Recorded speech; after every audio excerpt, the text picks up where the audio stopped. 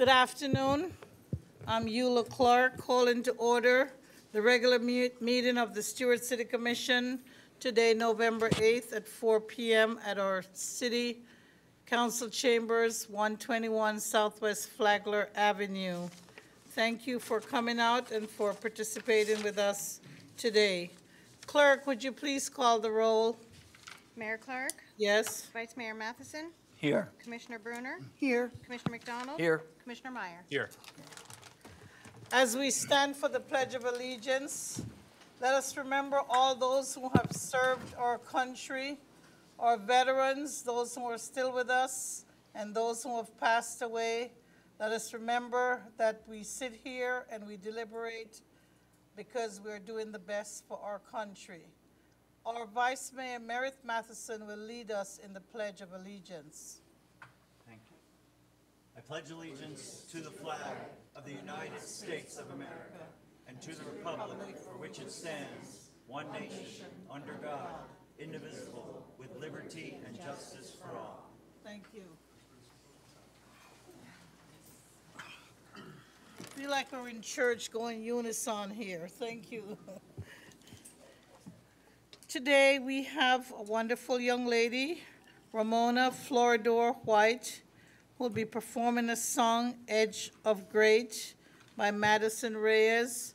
And Ramona is here with her family, and she is going to present our arts moment. Ramona? You can take the mic, you can come out front, you can do whatever you feel comfortable with. You can tell us where you go to school and what your interests are. Okay, thank you. Hi, my name is Ramona Floridor White. I'm in 7th grade, and I attend First Baptist Christian School, which is right across the road. I'm currently doing Newsies at Starstruck, and the production is in 3 days, opening night. So come if you want. Thank you.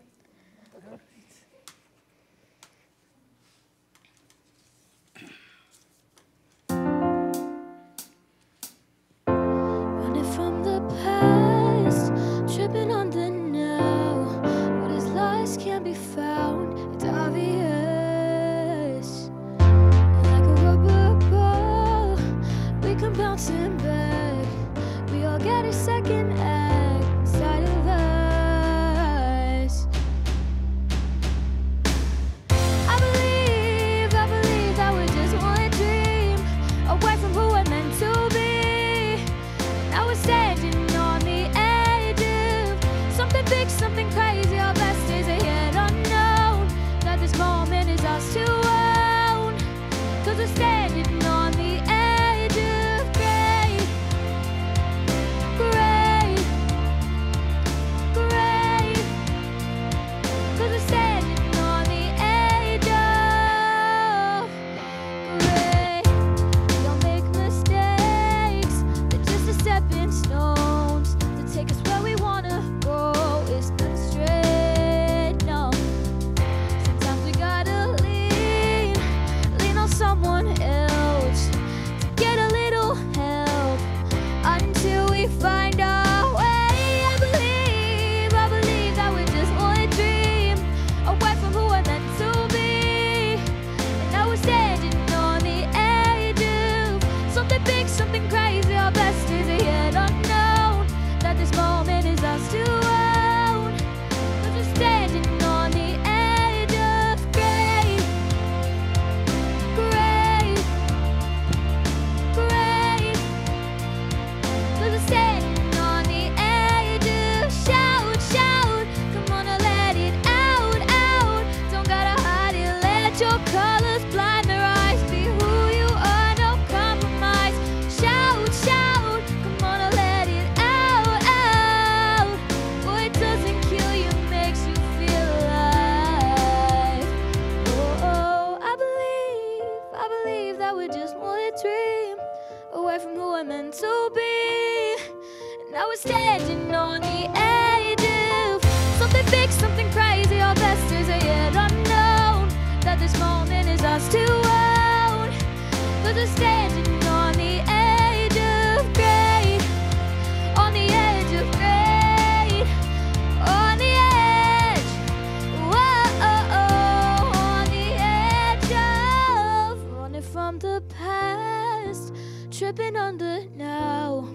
What is lost can't be found, it's obvious. Thank you.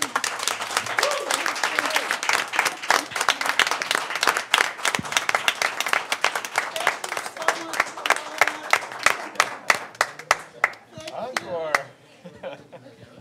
We have this for you. Thank you so much. Good show. Mother wants to come up.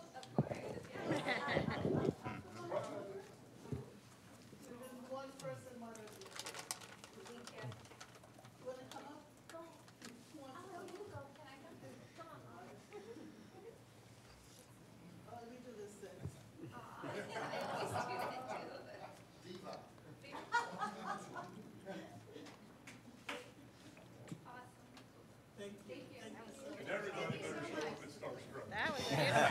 Thank you. Thank you. 3 days starstruck.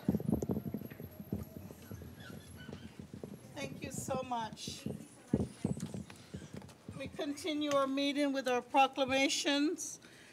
Our first proclamation is for the 21st Annual Bible Reading Marathon, which will be on November 11th through 15, 2021. Mr. Mortel.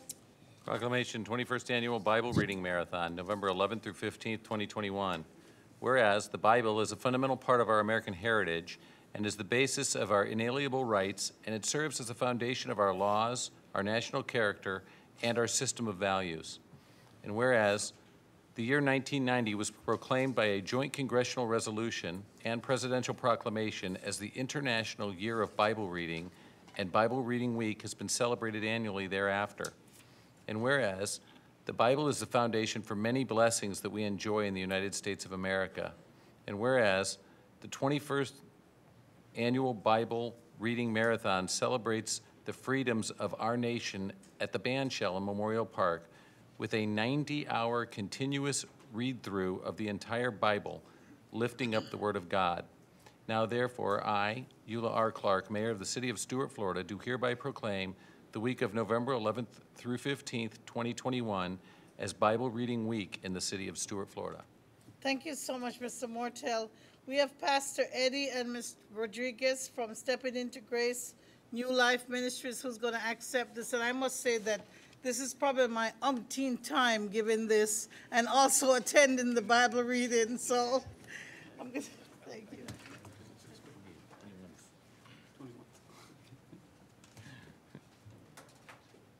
If we take our pictures first and you can make your presentations. Oh, you want to do that? You want to take it first? Thank you.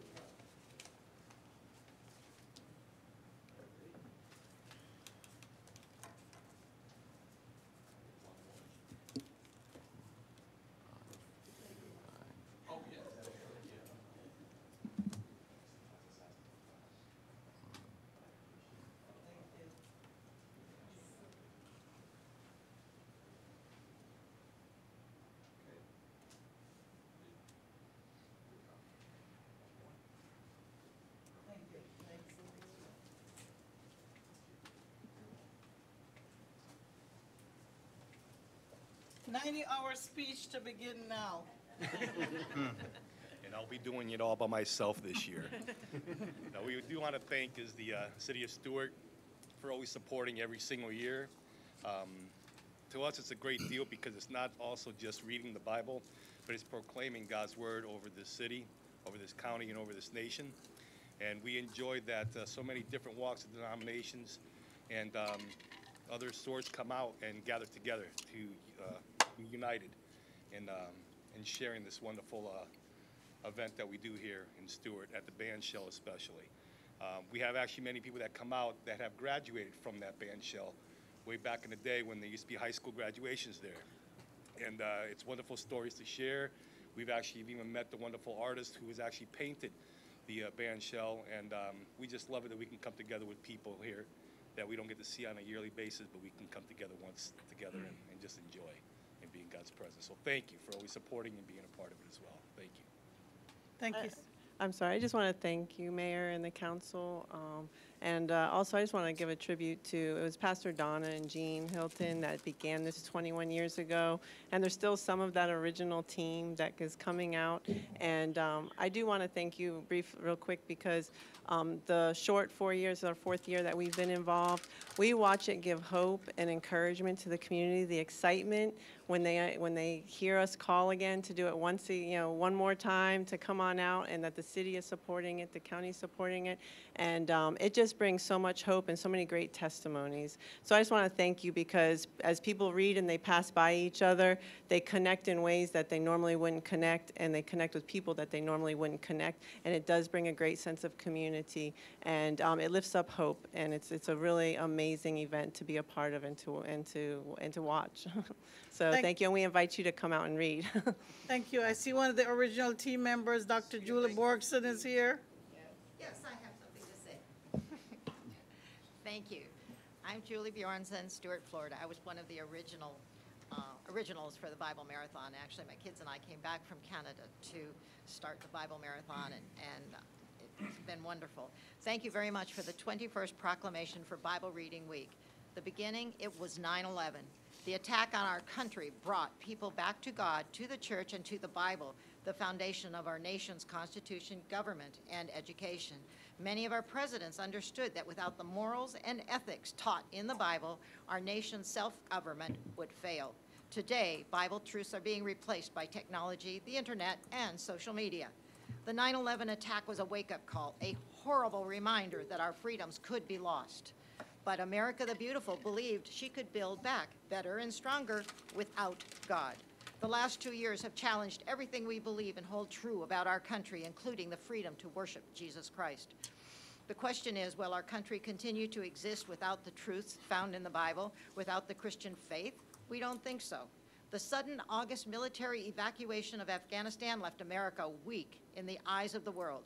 Our military is also leaving Iraq in December. The radical jihadists, now gathering strength, have our most sophisticated military equipment. They are preparing to invade unprotected Israel. Can Israel stand alone? Will America be next? Our group was told after 9/11 to begin reading the Bible in Martin County as protection against terrorism. This is our 21st year. We know God is in control. The Bible Reading Marathon always starts on Veterans Day, November 11th, grateful for those who served and gave their lives for our freedom. My mother was a gold wife. Operation 300 in Martin County honors gold families. We need readers. Our Facebook page, Bible Reading Marathon, Stuart, Florida, has directions to sign up to read 15 minutes. We also have call-in arrangements if you can't come. We begin on November 11th at 6 p.m. During these unsettled times, may our nation continue to hold fast to the truths of the Bible, that we are one nation under God and all men are created equal and equal justice under the law. The destiny of our nation was established by God to be a light for the gospel to go to all nations of the world. The gospel is God's promise of eternal life through Christ Jesus. Consider your Christmas tree this season. Your tree is God's promise to you to finish what he started in our nation. Our first flag had an evergreen tree and appeal to heaven. The tree represents 2 unbroken covenants with God. With Abraham, all the families on the earth would be blessed, and with Robert Hunt, as the pilgrims landed on our shores, that the gospel would go forth to all nations. Both covenants were sealed with an evergreen tree. When George Washington exhausted every effort for justice with the British, there was still something to do, appeal to heaven. This flag flew on all his ships. We won. Again, our country is in need of justice. It's time for another, an appeal to heaven. Thank you. Thank you, Dr. Borgson. Thank you. Thank you, Dr. Julie. Thank you so much. Our next proclamation is Wreath Across America Day. Mr. Mortel. Proclamation Wreaths Across America, December 18, 2021. Whereas the Wreaths Across America organization was formed in 2007 as an extension of the Arlington Wreath Project of 1992, where wreaths were laid at the graves of fallen soldiers at Arlington National Cemetery. And whereas the mission of the Wreaths Across America organization is to remember the fallen, honor those who serve and their families, and teach future generations the value and cost of freedom. And whereas one of the patriotic goals of the National Society Daughters of the American Revolution is to honor, respect, and support veterans. And whereas the Daughters of the American Revolution fosters cooperative arrangements with patriotic organizations and municipalities. And whereas the theme for 2021's Wreath Across America is Live Up to Their Legacy. Now therefore, I, Eula R. Clark, Mayor of the City of Stuart, Florida, do hereby proclaim Saturday, December 18th, 2021 as Wreaths Across America Day in the City of Stuart, Florida, and encourage all citizens to observe this memorable and somber event by honoring all American veterans, living and dead, and their families with gratitude. Thank you, Mr. Mortel. And we have from the National Society of the Halpatioke Chapter of the Daughters of American Revolution, Mr. or Regent Donna Dubois, and we're going to give you your proclamation, and then you can address us. Mr. Boyd, you would come for a picture? She's getting her camera.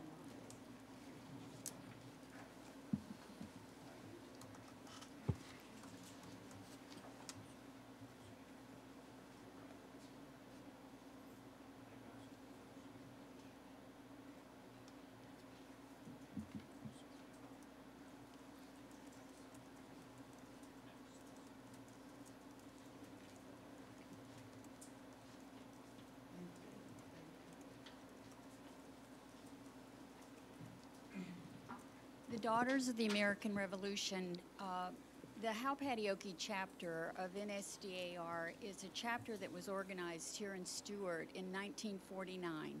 We are the third largest chapter in the whole United States for the Daughters of the American Revolution. And we have participated for several years in the decoration of veterans' graves in Palm City, also at Fern Hill. And it's a wonderful thing. I especially love being regent. Last year I had the honor to watch the children at Bessie Creek Elementary go out onto the sidewalk, and there were 600 children waving American flags. Wow. And you can imagine the joy of the people that drove by seeing all those little children waving flags. It was really an honor. We place flags on every grave that is of a veteran who served, those who lost their lives and those who served. And then the next day we place a wreath on that grave, and we repeat the veteran's name so that that name will never be forgotten. Amen. In history, and we thank them for all they do. Thank you so much. Please convey our thanks to everyone in your chapter and let them know that we regard very highly what they do. Thank you. Our next proclamation is a Mercury Recycles Day, which is actually going to be on November 15th.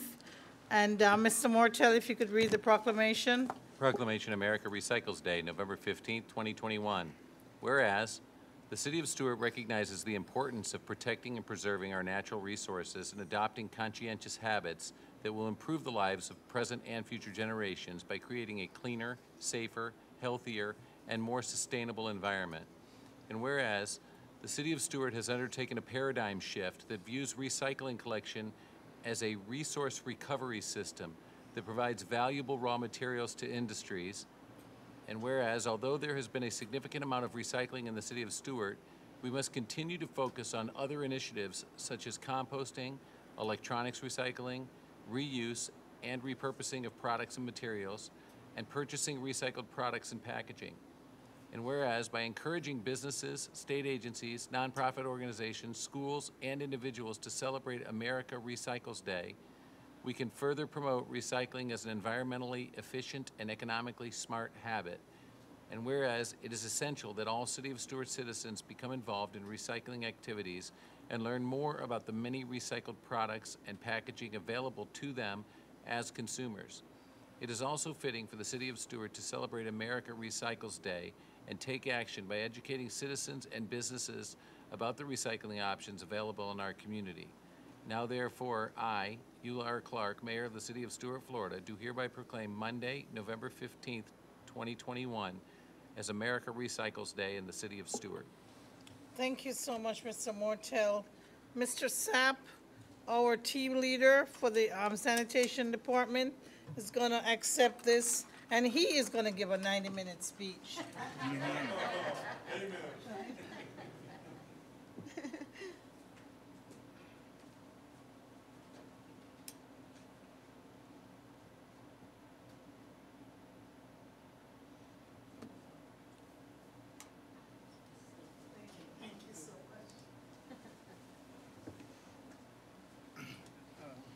I don't have much to say. I was asked to stand in for Ms. Ann Ellick. We work in conjunction with her in the sanitation department, trying to encourage the citizens of Stuart to recycle and understand, like you said, protecting the environment. Every day we out in the community trying to show the customers what to recycle and the purpose of it. Sometimes it can be challenging, but we're up for the task. So I'm here, appreciate to accept this on behalf of sanitation department. Thank you. Thank you. Thank you so much. The next proclamation is for Small Business Saturday, which is going to be on November 27th during the Thanksgiving weekend or so. Mr. Mortel. Proclamation Small Business Saturday, November 27, 2021. Whereas the City of Stuart celebrates our local businesses and contributions they make to our local economy and community, and according to the United States Small Business Administration, there are 31.7 million businesses in the United States. They represent 99.7% of firms with paid employees, and they are responsible for 65.1% of net new jobs created from 2000 to 2019. And whereas small businesses employ 47.1% of the employees in the private sector in the United States, 88% of U.S. consumers feel a personal commitment to support small businesses in the wake of the pandemic, and 92% of small business owners have pivoted the way they do business to stay open during the pandemic. Whereas 97% of Small Business Saturday shoppers recognize the impact that they can make by shopping small. 85% of them also encouraged friends and families to do so too. And whereas 56% of shoppers reported they shopped online with a small business on Small Business Saturday in 2020, and more than 50% of consumers who reported shopping small endorsed a local business on social media or shopped at a local business because of social media recommendation. And whereas the City of Stuart supports our local businesses that create jobs, boost our local economy, and preserve our communities. Advocacy groups, as well as public and private organizations across the country, have endorsed the Saturday after Thanksgiving as Small Business Saturday. Now, therefore, I, Ea R. Clark, Mayor of the City of Stuart, Florida, do hereby proclaim November 27, 2021 as Small Business Saturday, and urge the residents of our community and communities across the country to support small businesses and merchants on Small Business Saturday and throughout the year. Thank you so much. Ms. Pam Wu, Small Business Saturday Coalition. Is she here, Ms. Clerk, Madam Clerk? No. All right, so we'll keep this and probably pass it on to Ms. Callahan or somebody who's in the, We'll be mailing that. okay, you'll mail it, okay. Thank you so much. Our next item is presentation of the employee spotlight for November 2021. Madam Mayor, Commissioners, Milton Leggett, Public Works Director. Mike Hazelton. I was born in Memorial Hospital, says Mike Hazelton, the son of a school teacher. Mike grew up in Stuart and stayed in his hometown his entire life. His mom, Ann Hazelton, taught at both Pinewood Elementary and Hopestown Elementary schools while raising Mike and his brother Jason. He proudly states his mom retired after 35 years of service with the Martin County School District. Mike is a graduate of Martin County High School. Go Tigers. And he began working for the City of Stuart in July of 2003 on the streets team. He admitted he had very little experience when starting his career here, but learned from his fellow co-workers, and most recently was promoted as Equipment Operator 1 on the stormwater team. His requirement for his operators is to obtain his CDL license, commercial driver's license, which he gained by observing and learning from his peers, and finishing the schooling and passing both the written and driver's tests.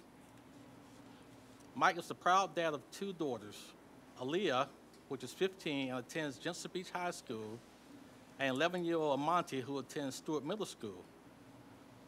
Both daughters love their dad when he fires up the charcoal grill and prepares barbecued food. However, Mike says he's on an exercise program, so barbecue isn't happening much lately. Mike has found enjoyment in walking as a form of workout. He's clocking 2.5 to 3 miles every night and is seeing results. On the weekend, Mike is a self-proclaimed sports guy. And while he enjoys all sports, basketball and football are the top of his list. His team, the Miami Heat and the Dolphins. Oh, Mike. Yeah. Right. During his 18 years here, Mike has worked on numerous projects throughout the city that he is proud of. One that stands out is the Gowanus Park project, which is a team effort to revitalize the park.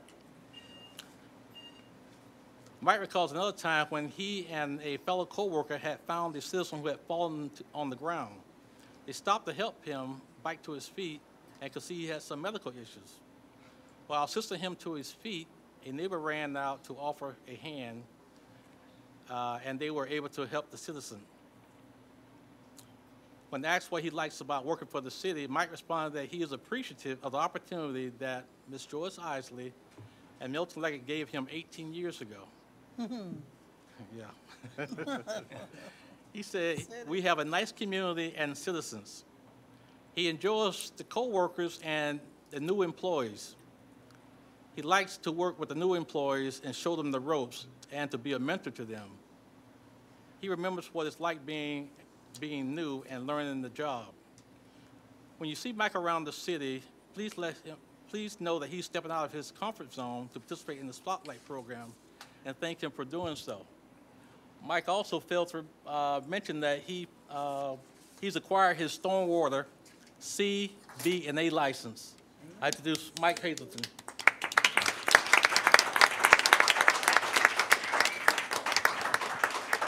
Mr. Hazelton, I know that you didn't bleed out your whole heart to Mr. Leggett when you said that. So you give us the real deal on what it is working there with Milton. It's great working there. I'll say no more. I think he also was a volunteer at our cleanups. Am I right? Many a times. Mr. Leggett, are you going to come take a picture with us when you get a chance, please?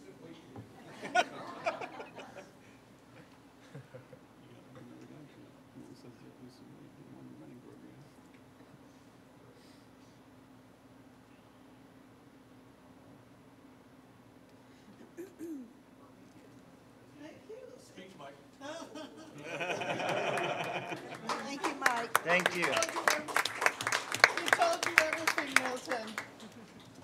So I'd like for our commissioners to please meet me downstairs off the DS, please. Because we have somebody special that we're going to welcome to our city. He's not here. We're still going to go. I don't know what to do then. Who are we going to ask? Just gonna read it. Tim? Yeah, Tim. What are we doing? Tim? We have an employee who has worked for the city for 40 years. Oh, wow. And he's not here. Mr. Scott Earl, water treatment. Exhausted. He deserves it. He does work the midnight shift, so he's probably asleep. Mr. Scott Earl for 40 years for the water treatment plant. Let's give him a hand.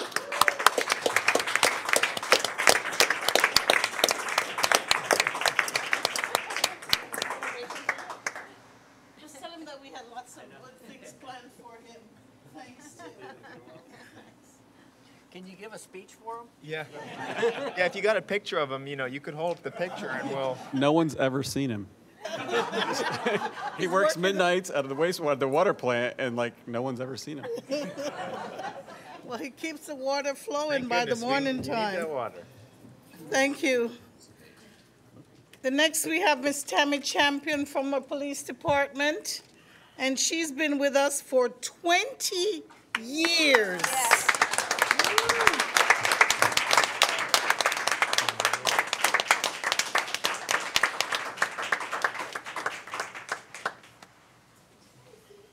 She knows the stories, by the way. Those coming out in the book.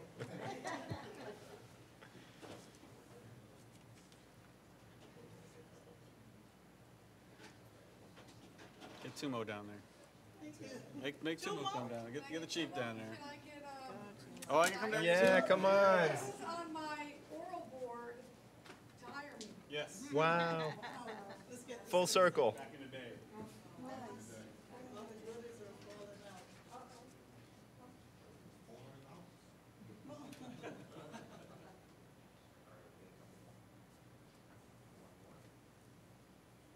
Let's get all the former police and former. Go on, David. Oh, like that? What's their former chief and current chief?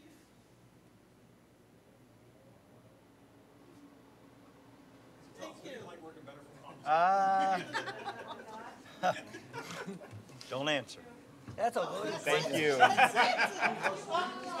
She's designated you to give her speech. Sumo. Thank you. I appreciate every day that I work for the city. It's been great. This police department is, I can't say enough about it. It's a privilege, really. Thank you all. Thank you. Our next is Adrian Beauchamp, or Beauchamp, Account Department. She's not here. That's for another 20 years of service. Let's give her a hand. And someone from Fire Medic, Leroy Earrett. He's not here either for 20 years. Come on in, Troy. Come on in, Troy. Bring him down. You can't get away like this. I'm just here to collect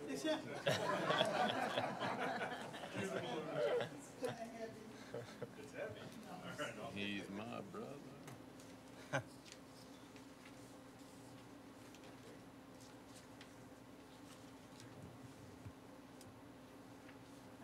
Thanks, Leroy. Subsequent speech. Willie Hatcher with our utilities department. Tim, 10 years. 10 years.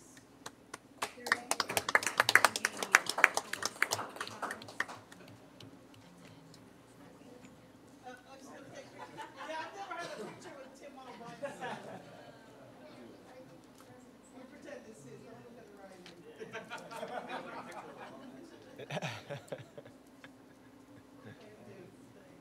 Thanks, Willie.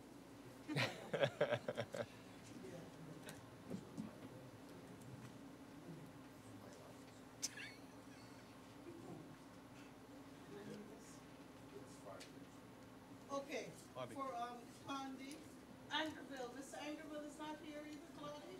No, I think Tammy was the only one who could attend in person. All right, so then let me go back up here and read this so I can see. Was this your glasses? I did try. 5 See years. how helpful Chief is? I did just seamless. I didn't even know he was giving me his glasses. I love that you have So the same Mr. Claudia prescription. Agraville has been with our police department for the past 5 years, and he actually wrote Miss Kendall, and I think and myself a note. Dear Miss Kendall, thank you for reaching out to inform me that the City of Stuart would like to express its appreciation to honor me for 5 years of service. I'm very honored to be a member of the team that has helped the city fulfill its important obligations to its citizens. I'm sorry I will not be able to attend the City Commission meeting on November the 8th, and I'm uncertain because Chief Tuminelli has me working real hard. Thank you so much. Please tell him that we say thanks and we're sorry that he couldn't come, and please deliver that. Thank you. Thank you. Our next item is the Loesome current status of the 2022 Lake Okeechobee Systems Operation Manual Development. Mr. Hogarth. Mr. Hogarth also moonlights as our photographer every now and then. Occasionally. Good evening, Commissioners. Thank you. Ben Hogarth, Community Affairs Liaison for the record. I'm happy to give this 90-hour presentation for you. 90-hour, okay. Sounds good. I had hoped that that tonight being a little bit of a slower night, we could just get a little bit of time to kind of go over, look really at the year, but really the last 2 years, and get kind of a feel of where we are in the Loesome process, because we can start, and Vice Mayor Matheson can certainly speak to this. You know, we've been through a lot the last 2 years. We've done our best to save the anguish for just he and I going through a lot of the meetings and the subcommittee meetings and the countless discussions with the Army Corps and all the other PDT stakeholders. So I hope that tonight we can kind of get a little bit of a snapshot by the end, especially of where we are and what we're looking forward to in the coming future. So recently, I just figured I'd bring this up in case anyone wasn't aware. Commissioner Matheson actually helped to organize a meeting with one of the governing board members from the West Coast, Charlotte Roman, a retired colonel, I should say, Charlotte Roman. And she was delighted to be here to go onto a boat tour. We looked at the South Fork. We went all the way past Sewell's Point and pretty much to where the lagoon meets the river. And we talked about a number of issues so that Colonel Roman could really get a feel for the size difference between the St. Lucie estuary and the Caloosahatchee estuary. And I'm sure in his comments, Vice Mayor Matheson could talk more about it, but I just wanted everyone to be aware we did that because we feel it's important that we all understand what each of us are going through, especially in the northern estuaries. And before I go into just Loesome, I did want to kind of briefly state that the lake right now is at 16 feet. It's just under 16 feet, but at this time, for it to be at 16 feet, the chances of it getting below 13 feet by June are very, very low. And so it's important that we impress upon the Corps until Loesome takes over in 2023, that for this coming year, that they try to lower the lake as best as they can to prepare for the storm season next year. And so I'm not going to go into a whole weather forecast for that tonight, but it's just something that when we talk with the Corps, and we have for the last couple of years, it's made a big difference having those conversations. So we'll certainly continue that.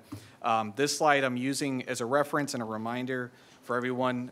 Whenever you do see any numbers as far as which structures the Army Corps controls, anything that's in the 70s, 77, 78, 79, these are all locks to the Caloosahatchee on the west coast. And then the east coast, it's the S308 where the lake meets the canal. And then the C44 goes all the way to the S80 where that meets the river. So it's important to just remember, really these five, there's plenty of, both north of the lake and south of the lake, there's other structures the Army Corps controls, but for the purposes of really most of our discussions, we'll be talking about those five structures. And again, as a reminder, this is the extremely confusing LORS 08 release schedule. And the best way I can describe this to you, if you're not too familiar with it, is the higher up on the schedule you are, the higher the lake elevation, the lower on the schedule, the lower the lake elevation. And all the way on the right side, this is the important part right here, is between the 77 and the 80, so we're talking west coast and east coast, how many discharges are going where. And back in LORS 08 and what we're still operating on today, there's discharges almost throughout the entire schedule to the east coast. Now, thankfully, they're a little bit lower when it's dry, but we're looking at substantial discharges to the East Coast by schedule year-round. And that's very important to get that understanding, especially when I show you where we are with the Loesome process and how much that has changed. So where we've gone, we started in 2019. We went through all these different phases, including early analysis. You might have heard the Pareto be discussed a lot. That was all through last November. So all of this has been completed through the 2-year Loesome process. There's a lot there, and in the second year, even though you don't see check marks, we're pretty much past this. But we're still discussing the end of iteration 3, and I'm going to talk about in a second what exactly iteration 3 was and how we got here. At the end of, I think it was May this year, the Army Corps had sort of taken tens of thousands of model simulation runs and honed them into just a handful of simulations and a handful of runs that we could really go back and forth and discuss the pros and cons of each. And the city of Stuart obviously had championed, you might have seen Congressman Mass champion as well, Plan CC or Alternative CC here. It was certainly one of the best for the city of Stuart and for the St. Lucie Estuary. If you had to pick a plan that was the best for us, that would have been Alternative AA. We chose to champion Plan CC because we knew it was the right thing to do. We knew it substantially reduced discharges in perpetuity for us, and it was the best baseline to use for optimization that we would see in phase 3, which is where we're at right this second. But the reason I bring this up is just to kind of give you a snapshot of how much work we put in to just get to May to the point where we had plans that were tangible, albeit pretty different in how they operated, but for the most part, something that we could wrap our heads around and discuss more specifics about how many discharges are going where and how to improve flow to the south and the west when they actually need it. So what happened was, after the Army Corps chose Plan CC as the baseline, there were state agencies, thankfully, and I believe federal agencies that all kind of recognized that CC was probably the best baseline to choose at that point and then optimize from there. What they also realized was there were a handful of weaknesses in the plan, in the draft, and something that had to be addressed in optimization. And that included trying to send a little bit more water south, but just physical limitations were going to really mitigate attempts to do that. Addressing algae, we didn't see a lot of that, but what we did see is the Army Corps managed to, in the optimization, keep water supply at or better what Plan CC accomplished, and they were able to, more importantly, substantially reduce the West Coast flows. And the West Coast of Florida was not thrilled with Plan CC, but in the optimization process, they got essentially everything that they could have hoped for, considering the baseline and what it started as. And in fact, in some ways, they had a little bit better of a benefit than we got. We, in fact, got hurt a little bit in the optimization process. And I'm going to talk about that in a moment. What I wanted to get across first was just how different Plan CC in 2008 were when you're looking at how water managers make the decision to discharge water and when they do so. And although it's a little bit more colorful on the right side and maybe perhaps a little bit easier to read, the left side was the 2008 schedule, and what is the most important to get out of this is beneficial use band is what they used to call it. And that was the zone in which strictly beneficial water would be going south or west. And at the same time, you know, when you look all the way up here through base flow, low flows, intermediate, beneficial use was a limiting factor. They were only allowed to send beneficial water at this band. So we didn't see a whole lot of water when we were at the lower end of the schedule. Unfortunately, the way the lake schedule worked before, it tried to retain water as long as it could for fear of drought conditions, bringing the water too far below this 10.5-foot threshold before June. And the challenge with operating the lake like that is that while it might be a little bit better for lake ecology to operate like that, it's actually bad for almost everyone else. And it forced, instead of sending optimal flows to the west coast and to the south when it needed it, it just held it and acted like a reservoir. And unfortunately, the ecological condition and the science has all but disproved that as a good way to manage the lake. But here in Plan CC, which is what we started with, the zones become a lot more constricted to the point where the zone right here, this big zone in the middle, became Zone D, and that essentially became where the vast majority of the time the lake would sit in would be. And so it's, again, different than the low flow, a little bit different than the low flow. It's been expanded almost to include the base flow from 2008. So it's widened, and I'll explain how that even improves as our discussions continued over the last couple months. So alternative CC, here you go, Zone D. This is the most important thing to get away from this, is that right here, whether you're just above the water shortage management band, which is the purple line, whether you're in the purple, whether you're between the green and the gray, or whether you're in this giant gray zone, everything below that yellow line, which is the start of Zone C, in Plan CC, we get 0 discharges. That is huge for any way that you could manage this lake. Looking at the simulations that we did makes a massive difference, and that's just simulation. In real world scenario, forget numbers on a screen and all that. In real world scenario, you're talking about 95% of the time the lake is going to be sitting under that yellow line. And that's the amount of time we won't be getting discharges under this plan.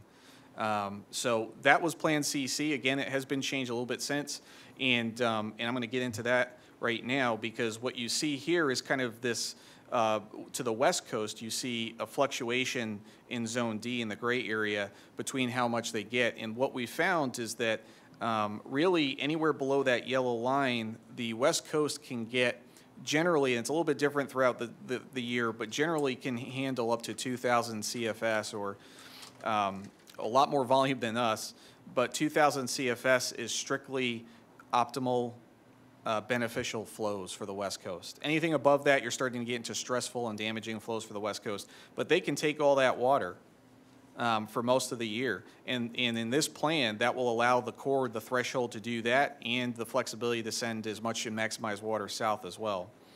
And so what we did in the last couple months, we talked about how to further improve Plan CC. And one of the things we talked about, other than maximizing flows south throughout the whole schedule, is being able to look at these 3 zones that have been split now into to 3 delta zones, or D zones. And they also took zones B and C and merged them together to make it just a little bit easier to manage and simpler. And then Zone A would be where there's maximum releases either direction, east or west.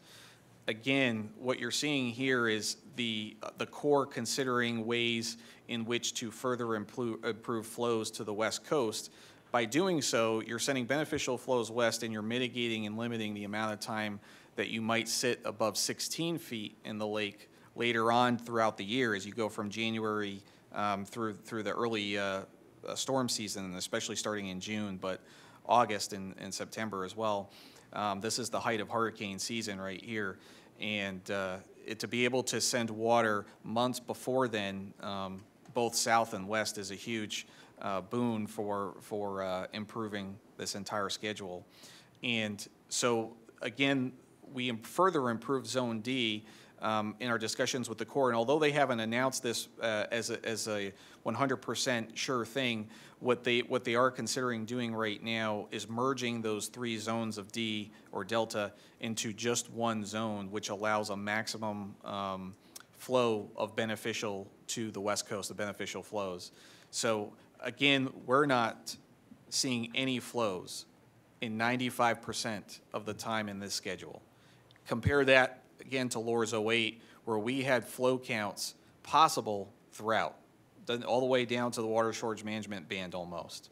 So it's a big change. And to further illustrate what I mean by that, this is a hard graph to read at first, but this is taking the zones that we were just looking at, A, which is red at the top, B and C, which have been merged together, is the blue section, all of the D schedule, which is the grays, and then the water shortage management schedule, which is at the bottom. If you look at this, this is representative of how much time in each zone, each of these 8 plans the Army Corps had recently identified through the optimization process.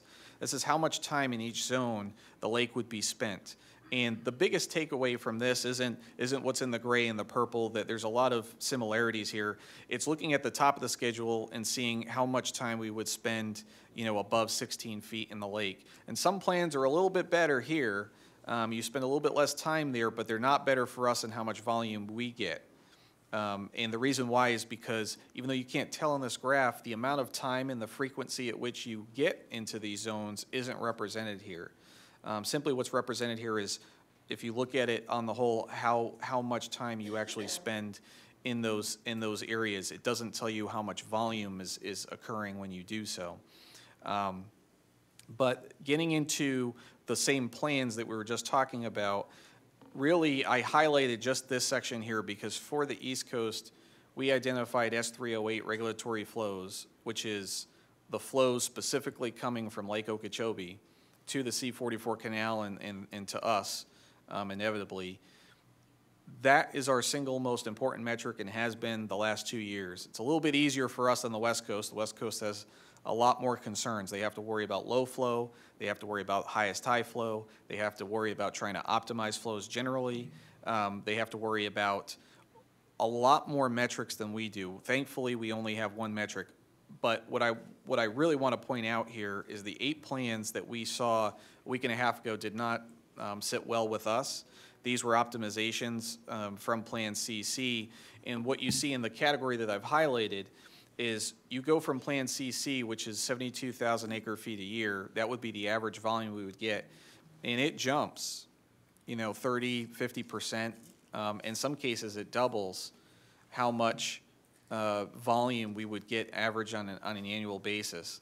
And the Corps was considering that optimization, and we didn't see it the same way. We didn't see that as a form of optimization. So we certainly responded to the Corps, both in call for all of the PDT to hear, and then also in our private conversations with the Corps so that they could understand the challenges that we're dealing with when we look at what we were getting out of Plan CC and where we are with these plans that they identified. Now, the Corps didn't commit to any one of these plans, but it was clear that they were going that direction. So what we did was we offered an alternative series of plans. There were literally dozens. We just, for the benefit or for the purpose of this presentation, I'm only going to show you, just like they did, 8. But to show you how so many of the numbers and the metrics for all the other, whether it's the West Coast, which is blue here, the St. Lucie Estuary, water supply, you're going to see very similar performance in the next slide. But the biggest difference, I want you to keep an eye on this right here. It's a big change. So these were the alternative plans, some of the alternative plans, I should say, that we submitted to the Corps. They're still all higher than Plan CC. We really didn't have the strongest of arguments to getting it below or at the same threshold as CC, while still maintaining the performance goals that the Army Corps had set for optimization phase that we've been in for the last couple months. But to us, it was almost inexcusable that here we have plans that are below, in some cases, 100,000 acre feet, but are not twice as many flows as you saw in some of the plans the Army Corps chose, but still relatively similar performance, in some cases better performance than in other metrics that the Army Corps had identified. So I'm not saying this to for a long debate or discussion about what plan is better than others. It's just I was hoping as best as I could to help illustrate to the commission, who hasn't been directly involved in this entire part of the process, and to the public what we're advocating for and why we're advocating for it. These metrics, these numbers, there's a lot more to it, obviously, and we've gone into depth with the Army Corps, but we want to at least illustrate the case that we're making and why we're making it. But regardless of that, what happens in the next 2 months, I do want to go back to really what our outlook for the St. Lucie is. Irrespective of where the Corps is going, and we've made a heck of a case with data, obviously, as to why the Corps should probably come a little bit off of the plans that they had identified and meet us halfway. But there are 5 main points I tried to identify as to what this LOSUM process has been over the last 2 years and what we can probably look forward to just based on Plan CC and what we've accomplished throughout the last year and a half to this point. Number one, again, to reiterate, no discharges through Zone D all the way to the water shortage management line, which again accounts for, 95 is a good estimate, but 95% of the total time we would spend in the lake schedule. Number two is, although this is a little bit of a big range right now where we sit, we're looking at between 30 and 50% reduction in total Lake Okeechobee discharge volume moving forward. So that also it's just as important, the next point, which is we have a major reduction in frequency of discharge events to less than 15% of the historic norm. So over a 50-year period, and you can do the math, 50 years times 365 days each year, 6,900 of those days we were receiving discharges. So that's almost half. For anybody who hasn't got out a calculator yet, that's almost half. And we've got that down just in Plan CC to about 400 or 500 days, but in the plans that we're looking at, it's about 1,000. So I'm trying to be fair and not look at Plan CC as we would have liked it, but 1,000 days over 50 years is a huge difference from nearly 7,000. It is about 15% of the historic norm, the amount of frequency we would see events. So in LORS 08, you were talking having a discharge event almost once every year, every 3 years. Massive hit to the ecology, to the river. Even if there weren't algal blooms affecting humans and marine traffic and human health, all of this damage for decades was occurring to the ecology. Whether you're talking at the lower layers, where you have oysters, or even manatees, and we've seen dolphins dying from lack of oxygen. You're talking 15% of the time that we used to have discharges now under these plans, regardless of the direction the Army Corps goes. That's the change that we're looking at in the future. And especially when the Corps makes the alterations to that Zone D and they expand it to be one giant zone like we were talking about, that will even have further improvements to us. This is just kind of what we generally know now. And then number 4, some might consider this the number 1 thing, and that's that we're getting more flow south and west. It's as maximized as you could probably get with the current infrastructure, and in the next 10 years, that's only going to improve as more projects come online. So number 4 is just going to get better and better over time. And then number 5, this is something we focused on with the Army Corps early on. One of the biggest problems with LORS 08 was that water managers, whether it was the South Florida Water Management District, whether it was the Army Corps, they were very constricted in the kinds of flexibility decisions and options that they had. And so we worked with the Corps, the whole PDT, not just us, and that's the project delivery team, that's all the stakeholders. We worked early on to try and give the Corps as much flexibility as possible, because we found that statistically, whether it's the plan or the Army Corps actually performs better than the plans. So we trust their judgment better than just the plans.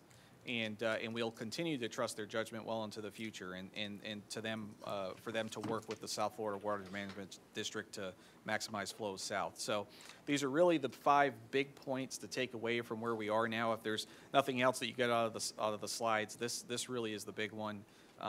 And so there's a lot to be hopeful for in the future and to look forward to. It's not perfect, but as I said, what comes next are those other structures and the infrastructure that will only improve the numbers that you're seeing here over time. And again, just to kind of conclude where this leaves us off is through November of next year, the Army Corps is going to be drafting operational environmental impact statements and a lot of other required documents that have gone into every LORS before. We'll go into this guidance document now for the next year, and we'll be working with them to refine that as well. So that's the conclusion of my presentation, and I'm happy to answer any questions from the commission or anyone else. Thank you. Thank you so much, Mr. Hogarth. And I know that our vice mayor will have something to say, and I don't know if any of the other commissioners have any questions. And you had mentioned that you wish that we could have more discussion. Are you planning on us, you had the list up there of the days and things. Are you planning on us doing something by ourselves, or will we just be participating in the regular LOSUM schedule? You know, when they have something big and we send vice mayor as our representative, do you need input from us to have a workshop or something? We will know the most after the 16th. Okay.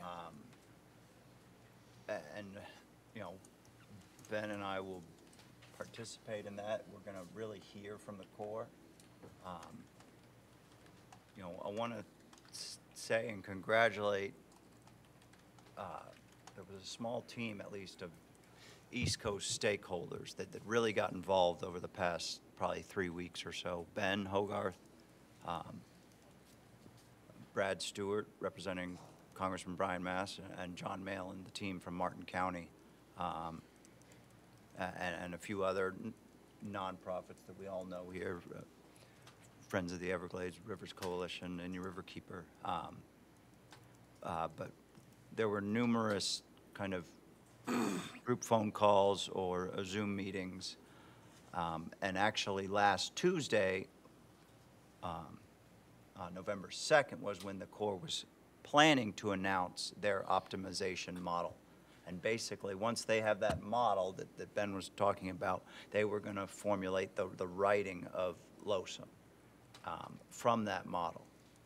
And thankfully, their 8 original plans, they did delay for 2 more weeks. And that's why we have a date of November 16th. Because their 8 original plans were significantly less benefit than Plan CC was that we were looking at. Plan CC gave us roughly a 60% reduction in discharges, and as Ben has stated, we're looking at probably 30 to 50%. You know, I did my best to express our concern to Colonel Booth and Lieutenant Colonel Polk over numerous phone calls, and Ben was excellent at diving into the data. You know, they sent us 240,000 model runs and told us they were optimization model runs to choose from. But Ben did great at picking out 8, and we kind of joined together to advocate for different plans than they have, and that's what's happening right now is the Army Corps is looking at those plans to see if they'll work. You know, but realistically, we are certainly going to see an improvement of Lower's 08. One of the big takeaways is if you compare where the lake is now at 16 feet, we're still under Lower's 08. As Ben said, it's going to be a battle of advocacy all around, and there'll be different stakeholders opposing our desire to get the lake, you know, to you know, as low as it possibly can. Well, you know, 12.5 feet, but well below 13 feet as we hit the end of the dry season. This new plan would just automatically, in theory, give the Corps the flexibility to send beneficial flows up to 2,000 CFS to the West Coast. So achieving that goal from where we stand now with LOSUM compared to the plan they have to operate under, getting below 13 feet, you know, or reaching 12.5 feet as the dry season ends next spring, that battle wouldn't be as significant because the Corps would have the tools in their toolbox to get there. So that's a win. Another big win for us where we are now, as of now, is that Lower's 08, as one of the slides he pointed out, sent beneficial water, you know, throughout the entire schedule to the St. Lucie estuary. And it was a battle for the first year in LOSUM just to get it locked in that no water is beneficial to the St. Lucie estuary. So as we stand now, you know, say 3/4 of the way through LOSUM, the only time we're really going to get lake water is when the lake's above 16.5 feet or so. But that typically will mean when there's a hurricane coming. And not when there's a hurricane coming at us, but when there's a hurricane basically coming towards the state of Florida, anywhere south of Orlando. And that's where I feel like we could do a little better. But the battle's not over. We're going to have to advocate for the lake to be drawn down to appropriate levels to have that capacity year after year after year. And then one final thing is the next big date really is if everything goes well, once we adopt a LOSUM plan and a management schedule which show the improvements, the next big thing on the radar is the completion of the Ea Reservoir at the end of 2028.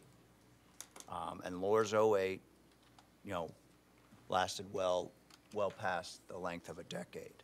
And so we don't have any reason to expect LOSUM to be any different at this point.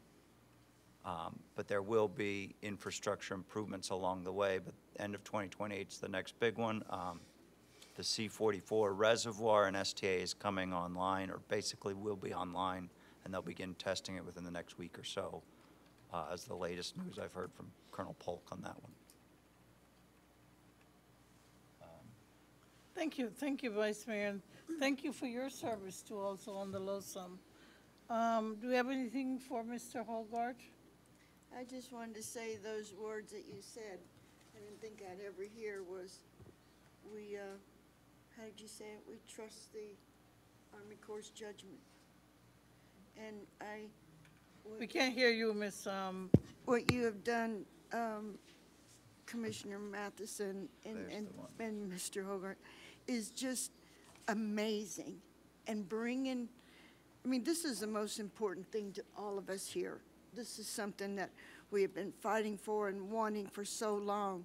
And the knowledge, the experience that the people that you could go on talking about, would it be Jackie, or it would be, sorry. Mark Perry. Yeah, I get up here and get nervous. But there's so many of them. And Martin County, how they've jumped in, and you've all done this together, not as Stuart or Martin County. I mean, I've seen so much done. It's just amazing. And you guys really deserve an award of some kind. But anyway, I can't thank you enough, what you've done for our river. Thank you. And you too, Ben. Thank you, Commissioner. And if I could just add one thing, and this goes for the Vice Mayor as well, the fact that you all early on put your trust and confidence in Vice Mayor Matheson and myself to do this, I can't begin to express how important that was for us to be able to be as adaptive as we needed to be in this process. It really, there were moments, especially in the last couple of weeks, and Vice Mayor Matheson knows this, we needed to respond in a matter of hours. They're just simply, it can get like that sometimes, and everything that you did made such a difference for us to be able to go forward, and the city manager to give the same thing, the same vote of confidence to us to be able to just go forward and do what needs to be done. And I also can't thank Martin County and Congressman Massoff's enough for providing support, and likewise for us being able to provide them support. That whole process of everybody getting together is what it takes. And it's been a long 2 years already, and we still have one more year to go, but this is where we're at. So we thank you, though. No, thank you over and over and over. I think of all the people that have been to Washington, D.C. over the years fighting for this, begging for help. I flew there, and some other people, and, whatever we could do. And raising money to get people there in all these years, and it has finally come through with two strong men like you guys pushing and pushing, especially you, Matheson. You do not take no for an answer, and I like that about you. So anyway, thank you. Thank you. Thank you. Thank you, Mr. Hogarth. Thank you very much. Thank you. Now we have comments by commissioners. Is Ms. Bruno still on the deck? Yes, thank you. Thank you, Mayor. It is so hard for me at times to prepare and make notes to come up here, and then when all this stuff in my mind I want to say, and it never comes out right, and I always say write it down, and then when I write it down, it's just really even worse. What I wanted to say is at the end of our agenda, we have a discussion and deliberation. This is not going to be a long meeting, I don't think. And I would like for us to discuss, or we talk about it when we get there at the end, a workshop of our development, our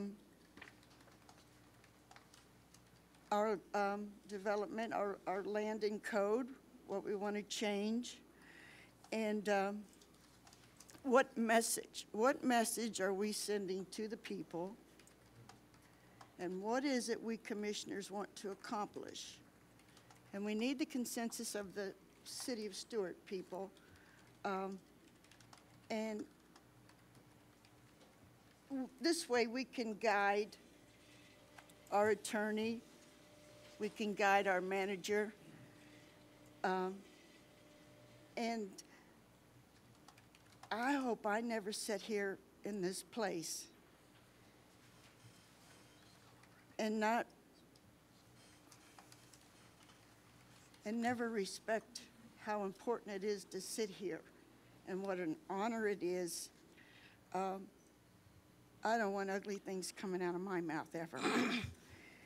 And anyone I appointed that would ever have those things, I think I would have them reappointed. Whether we're here because the people elected us to be here, whether we're here because we're volunteers, we volunteered, or we've hired people. We have a great staff. We have a great city. Look at all the positive we have in this city. But anyway, and I work with some good commissioners. You just saw just what they're capable of doing and what we're all capable of doing and leading this city into the 22nd century or whatever, but having a vision and being proud of it. And if that means we slow down or whatever, we'll get there. And I believe that. So that's what I would like to get accomplished. Thank you. Thank you for your comments, Commissioner Bruner. Commissioner McDonald? Yeah, so just a couple of quick things. Just about a little over a week ago, I went and visited the new Fire Station 3 a couple days before it opened. If you haven't been by, I recommend it. I'm going to give a big compliment to the guys in the fire department from the chief on down. They've really done a great job getting that set up. Not only did they get it set up quickly, they've got it set up well. They've adapted a fifth wheel camper, and it is absolutely a great job. I want to just thank everybody and just tell them I appreciate all the hard work. I think they did a great job. And Public Works. In Public Works, yes. In fact, they were out there working, and we did, just interesting enough, while I was there, we did get a visit from a member of the Windermere community that came by to express their concerns over the possible location. I think after we spoke with her, she was much better with that. And then there's just one other thing, and Mr. Dias mentioned something to me about this. It's my understanding at the county commission meeting recently that was one of the commissioners said the reason why they need to hire 40 firefighters is because of all the calls into the city, and that is just not the case. We probably handle more calls outside the city than they handle within, but and now with Station 3, it's going to be almost exclusively us. So I just thought I needed to address that. So, and then also, just since I praised the fire department, I don't want the police officers to feel left out. So they're doing a great job too. Good job, Chief. Thank you. Thank you, Commissioner McDonald. Commissioner Meyer? Thank you, Madam Mayor. I just returned from the Florida League of Cities Legislative Conference last week. Pretty pretty tidy conference. The league was working on unveiling in pieces its new legislative advocacy program. It's called Local Voices United, and it's working, I've mentioned it before, they're working on engaging with local stakeholder groups to educate folks about how Tallahassee works and how they ought to work better and how they often are reducing our ability to make the best decisions on behalf of our citizens by eroding our power. And it was a good conference. I saw a wonderful presentation by Doug Griffiths, who wrote a book called 13 Ways to Kill Your Community. Really entertaining and lively presentation. Got the book and you know, really talks about ways to envision the future and difficult pinch points that cities and communities can get into. I feel like some of them were echoes of what we've been going through a lot lately. So I'll, when I'm done reading it, I'll stick it up there and anybody wants to borrow it. Yes, thank you. As for housing, I've been doing a lot of, I know we talked a little bit about some housing ideas that I've come across and speaking with other electeds at League of Cities events. One of the latest things that I've been honing in on more and more is the idea of a community land trust. So far, I think we've seen that the market, unfortunately, is unable to provide the affordable housing that we need. We've tried our best through requiring developers to, not requiring, we're not allowed to do that, thanks again to the state, by negotiating with developers to include a percentage of their units as affordable. And I'll remind folks watching and all of us here that we do have developments coming up in the pipeline that do have set-asides tied to the AMI, and I'm really proud of that. But I don't think that that's enough. And looking at the fact that we have $500,000 allocated in our ARPA funds and a portion still unallocated, I'd really like for us to think about how we can leverage those relatively small amounts of funds to get much bigger impact in building affordable, truly affordable housing. And I think that community land trust is an important tool in doing that. So I've been speaking with some folks locally. I've heard of a couple interesting projects happening in other governments in Florida. And so I'm going to be working with staff, and if it's okay with you all, hopefully getting a workshop going and having the Regional Planning Council staff working with staff to put together some ideas that we can all discuss. Because, like I say, we've got some money from ARPA that I think, you know, aside from just doing rental assistance programs and other utility assistance programs that are already here in our community, I think it'd be good to be able to put that into some bricks and mortar. And then finally, touched on the fire station. I know that there was, at the last meeting, a request to have staff answer the questions in that letter we received from some of the concerned citizens. I know that there's a petition going around, or at least has been, and so I just wanted to have maybe city manager update us on that conversation and where we stand with them as far as educating, communicating with the community about what that fire station location would look like. That's it. Thank you, Commissioner Meyer. Vice Mayor? Thank you. November's Manatee Awareness Month. I won't talk too much about the lake. We already covered that. But, you know, with the record number of manatee deaths, and I want to thank all the fellow commissioners for adopting a resolution for the federal government to re-examine their standing and consider putting them back on the endangered species list, or at least take a good long look at that.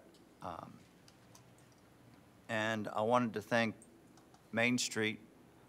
I think this is our first meeting since Hobgoblins on Main Street. It was a joy, and I thank the commissioners for allowing me to lead the parade down as Mickey Mouse. I could barely walk in the shoes I was wearing, but it was truly, it was a joy to push my daughter down Osceola Street dressed up as Minnie Mouse in a stroller. And just so fun to see everyone out there dressed up. And we had amazing turnout and great weather for the day. So there was a wonderful event, Hobgoblins on Main Street, and that entire Halloween weekend, everything you saw in downtown Stuart was amazing. You know what I would like to know is how many people, I mean, it was the biggest it's ever been. Just how many people, men and women, and their children and grandparents, it was just, showed up. I'd never seen anything like it. It was just wonderful to have that and to have it, you know, here on the river. Again, we've got so much to be grateful for. Very good event. Thank you. I wanted to brag a little bit that, as you guys may or may not know, I serve as the chair of the local coordinating board for the transportation disadvantaged. And about 2 weeks ago or so, I and the staff on that board, a lot of whom do double time for staff at the MPO, attended the 2021 Florida Commission for Transportation Disadvantaged. And our local coordinating board won an award for Outstanding Local Coordinating Board of the Year for the Transportation Disadvantaged. Following in my footsteps. Yes. So our mayor was the chair prior to me serving, and I'm honored that, you know, judging what I've gone through in my life, she allowed me to take up the reins and be the chair, and it was an honor to receive that award and to, you know, advocate on behalf of the transportation disadvantaged. And I'll say what I said up there upon receiving that award, that I'm an elected official, and typically when I see a microphone, I've learned to speak into it. A lot of people received awards and didn't talk. But also I get the pleasure of riding on the coattails of the great work of our staff. And that is entirely true of our local coordinating board for the transportation disadvantage and the staff at the MPO for all the work they do. Thank you. And finally, to kind of touch on perhaps what Commissioner Bruner was getting into regarding a workshop. You know, I think I watched last Thursday's LPA meeting, and there seemed to be a clear message from all the LPA board members, kind of concerns about projects coming forward, growth in the city, and a lot of discussion on where we are trending or what's in our future. And this pertains to talking about the new fire department and everything else. We have over 2,700 units in the pipeline, plus or minus, depending on how you define the pipeline coming into the city. Those are approved projects. And what we all know up here is that once something's approved, it pretty much stays approved forever. It doesn't really get rescinded. It might get altered or so, but really once that change is approved by a commission, even if it's 10 years down the line, that approval is still there legally in one way or another. And, you know, say roughly, you know, 2 people conservatively per each unit or so, let's just call it, you know, in all those units, an extra 5,000 people, you know, plus or minus real rough numbers, almost another third the population of the city of Stuart in that time. And I know, you know, we all know up here the county is growing faster than we are. The state is growing faster than we are. But for us to make true decisions regarding our fire, which I entirely agree on, we need to serve, you know, all the residents of the city of Stuart, which is so why it's so tremendously important to have a station number 3 north of the bridge. But it's helpful to know where our population is trending and to know what's in the pipeline correctly and where we'll be in a few years to direct the policy, direct staff to, you know, properly allocate our resources to serve all our residents.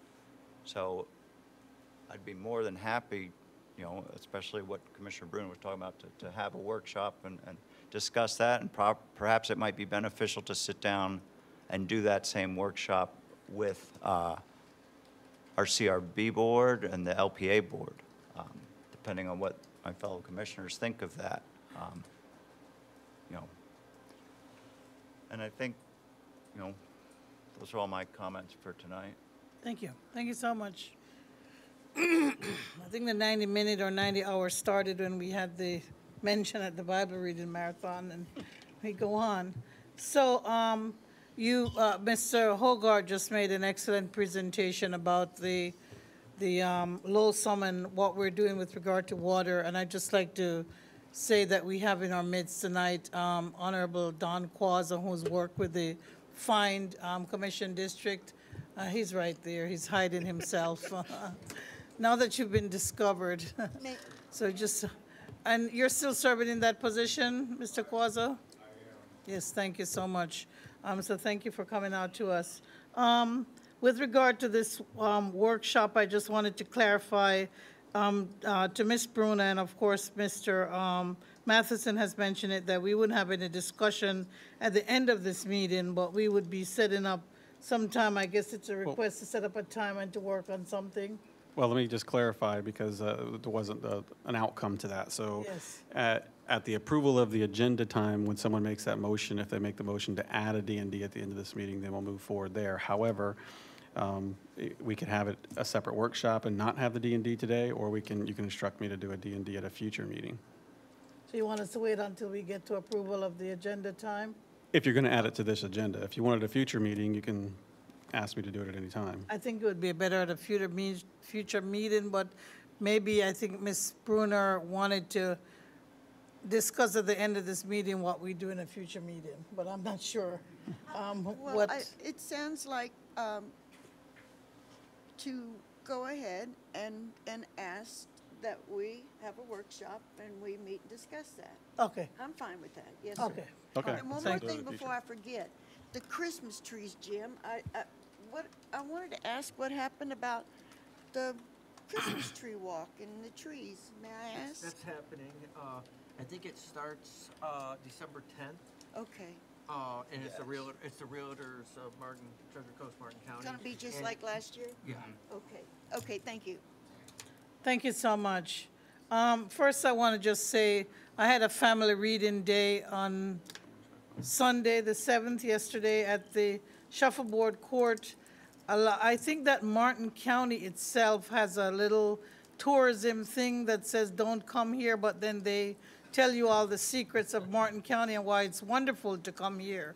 Well, having about 60 people or so come to the Shuffleboard Court who probably have never been there before, didn't even know that it even existed as a place that they could have a meeting. It was just a joyous occasion. The children were there, school board people were there, families, teachers, preachers. We even had a retired principal from Martin County High School, so it was just a wonderful occasion. They want to continue it, so maybe we have to get it in our city budget to try to get that place at some kind of a level, but we'll see, because this was not done by an organization per se, but it was just a matter of some community people coming together, but that they would just really enjoy that.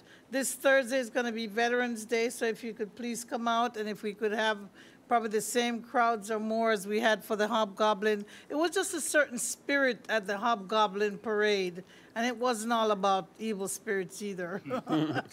But it was just absolutely wonderful, just seeing the people who came out. Maybe it's because people hadn't come out during the pandemic, and there were people from all over. Vero Beach, I met so many people from different locations who had come to Stuart, and it was just absolutely wonderful. On Thursday, the 16th, I'm going to be having a town hall, or there will be a town hall put on by our CRA and growth management, and also a property appraiser for the county. There'll be a town hall at the 10th Street Recreation Center at 6 p.m. on the 16th. Is that a Tuesday? That's a Tuesday or Thursday? Thursday the 16th. Okay, there'll be a cleanup, I think, for the East Stewart area on the 27th. And of course, we have the ear show this week. And again, it's one of those secrets in Martin County, but we'll hear about it, that's for sure. And I think the city's going to be out there with our staff helping at that time with the Walk a Mile in Her Shoe event, which is also at the at about 10 or 11 o'clock on that day in the same location. So we want to support that event with the Safe Space organization. On the 18th of November, we're going to be having the Inlet Dedication, and I think Mr. I don't know if that's why Mr. Quasar is here, but it's a Fort Pierce. City manager will tell us more about it when it comes to his time. But we're going to be doing that on November the 18th. And during this week coming up, we're having those lawsuit hearings here, Cartwright versus City of Stuart, here in November, mid-November, Mr. Mortel. And We're not actually doing that. The judge last week, or the week, I guess middle of last week, entered an order saying that the judge wanted to do it on Zoom only. okay. So it will we not won't be here at having City the Hall. physical, okay. All right, thanks. And then this past week, I met with someone from the Regional Planning Council, Jessica Seymour, regarding the form-based code planning to get, they have a contract with us, and they're going to be working on that. So we've been meeting. And I must say that I've had, okay, I have two more. I must say that I've had so many comments on a business that's about to be open or should have opened in Stuart. It's a coal lab, the old ground floor farms.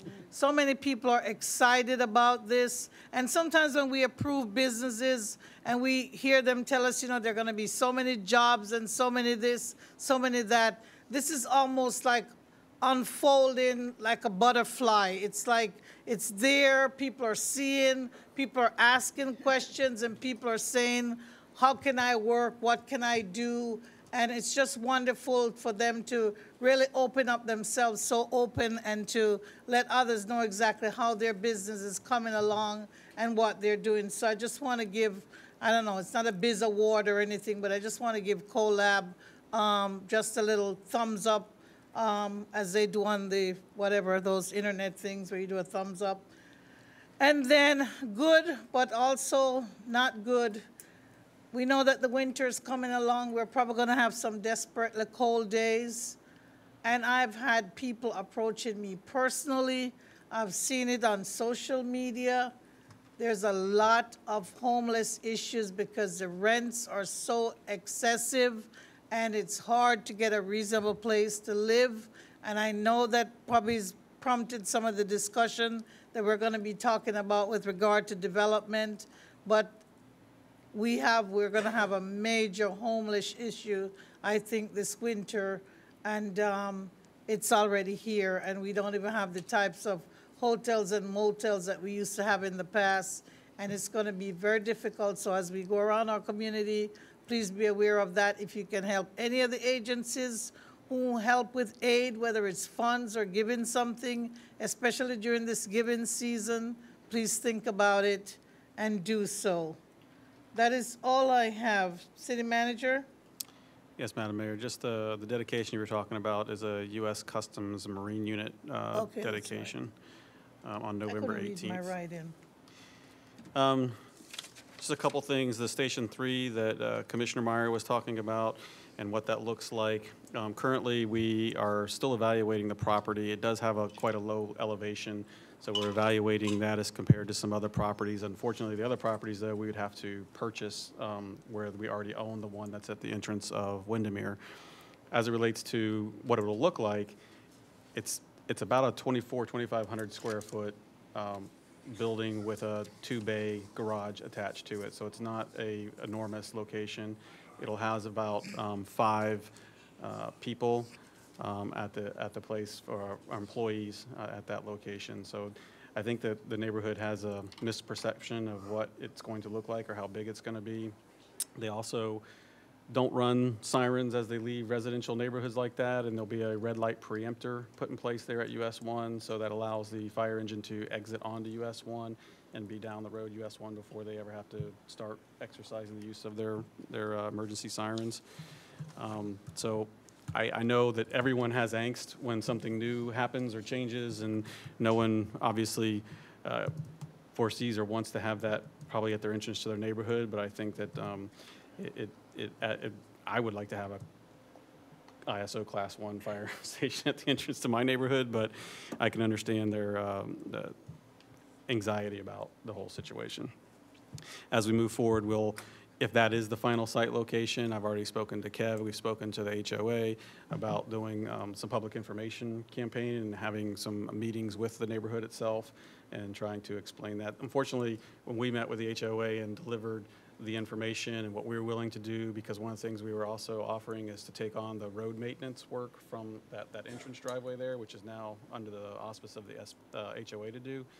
None of that made it back to the residents. So there's some information that never got back to the residents that we would share in those meetings, and obviously try to be as best neighbors as possible to that community. I had a meeting. Kingman Acres and Hidden, what's it? That's Windermere. Oh, the Windermere, okay, I'm thinking. Last week, I had a meeting with Brightline representatives and a couple of their engineers to speak about the bridge. And they were updating me, and they also had gone to the county to speak with the county about their results on their settlement agreement with the county as it relates to the existing bridge.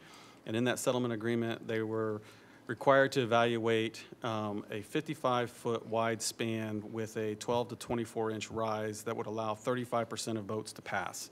And if that could occur, then they would be required to institute that within the bridge and basically insert a superstructure in a piece of the bridge to allow boats to go under the bridge and not go through the actual channel. Part of the problem with that is you've got the old Roosevelt Bridge and the train bridge, and it's such a hard navigable area to get through there to move over to where the superstructure would be placed at. The second piece of difficulty is with engineering. So right now the largest span across there is 29 feet. So they would actually have to take out a concrete pillar section in order to create the 55-foot wide section. And the engineering on that they felt was unattainable, and decided that that structure issue would not work out and would not be pursuing that piece of the settlement agreement with the county. However, they are starting the bridge rehabilitation. It's expected to start in early 2022. They'll be coming back with more information. That was a concern of the marine industries of when that bridge would be, different closures and stuff for the actual modifications to the bridge. The work includes mechanical drive system replacements, electrical control, and key structural component rehabilitation of the existing bridge. They also plan to integrate the opening and closings with their, they have a bridge app so that boaters can use that app to know what the projected time is that the next bridge closing is going to be and so forth, so that people can plan their trips, especially larger boats that'll be going through.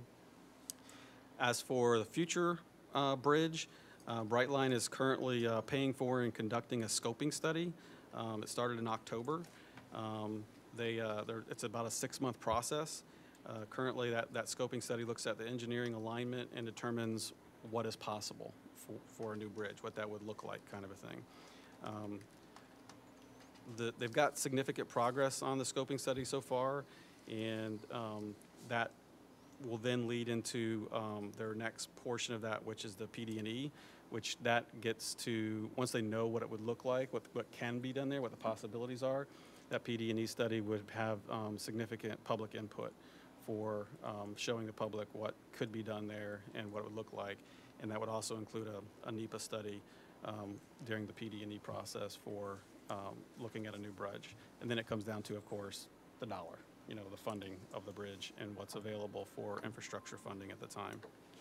I did have them also look at our leases that we have along the railroad to make sure that there was no impact, because the double lane is going to go all the way up to the current bridge now. It was going to stop back before Confusion Corner, but now to run right up to the bridge location, and their work has no impact on any of our parking leases. Okay. As I know more and it proceeds, I'll keep you informed. Thank you, David. Thank you. Thank you so much. Now we have the agenda and we have the idea of whether or not we're going to add something on the end, or if we have consented already that we would instruct the city manager to add a future item with regard to the either planned workshop or some type of discussion and deliberation. Move to So, approve the agenda. thank you, Mr. Second. Thank you. So the agenda has been put for a vote on a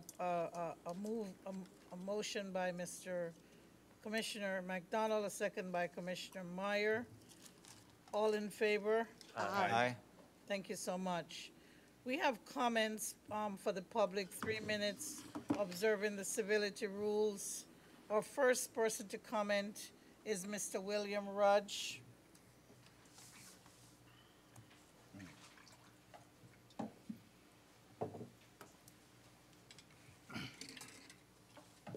Good evening, can you hear me? Yes, sir. Yes. My name is William Rudge. I have a homesteaded property at 1701 Southwest Palm City Road in Stuart, Florida. I have been here for over 20 years. My daughter was born here, and my family has been here for more than a half a century. I have come here repeatedly, asking questions and raising issues for over a month now, with no response at all. By the way, the fact that you bumped up the city commission meeting from 5 to 4 just means that less of us can attend. We have to work. That's another move for transparency and accessibility. Very much the same as cutting back public comments from 5 minutes to 3 minutes. I have written each and every single sitting city commissioner on the city website the same exact email, asking the same exact questions and raising the same exact issues, and have been summarily ignored by all of you. Not even an autoresponder response or a courtesy, I'll get back to you. And when I stand here for my 3 minutes, it used to be 5, you all look like a doe in the headlights when I talk. I'm wondering which one of you is going to step up and accept the responsibility and position of his or her seat and address these issues with me. Or maybe one of you can tell me exactly who it is that is responsible for the actions and behaviors of city commissioners and officials, and I will go to that individual and address these concerns with them. But I need a responsible party here, and someone has to be responsible for the actions of this incorporated city. It seems to me that you all are really pretty good at patting yourselves on the back for various indifferent things. But when it comes to addressing what might be less than comfortable issues, everybody, all of you, looks aside and clams up. And here we all thought that the city of Stuart had responsible and accountable commissioners who were transparent and accessible. Well now, let's see. Thank you. Thank you, Mr. Rudge. Thank you. Our next speaker for public comment, and then I will see him back again for item number 8, is Doug Bournik.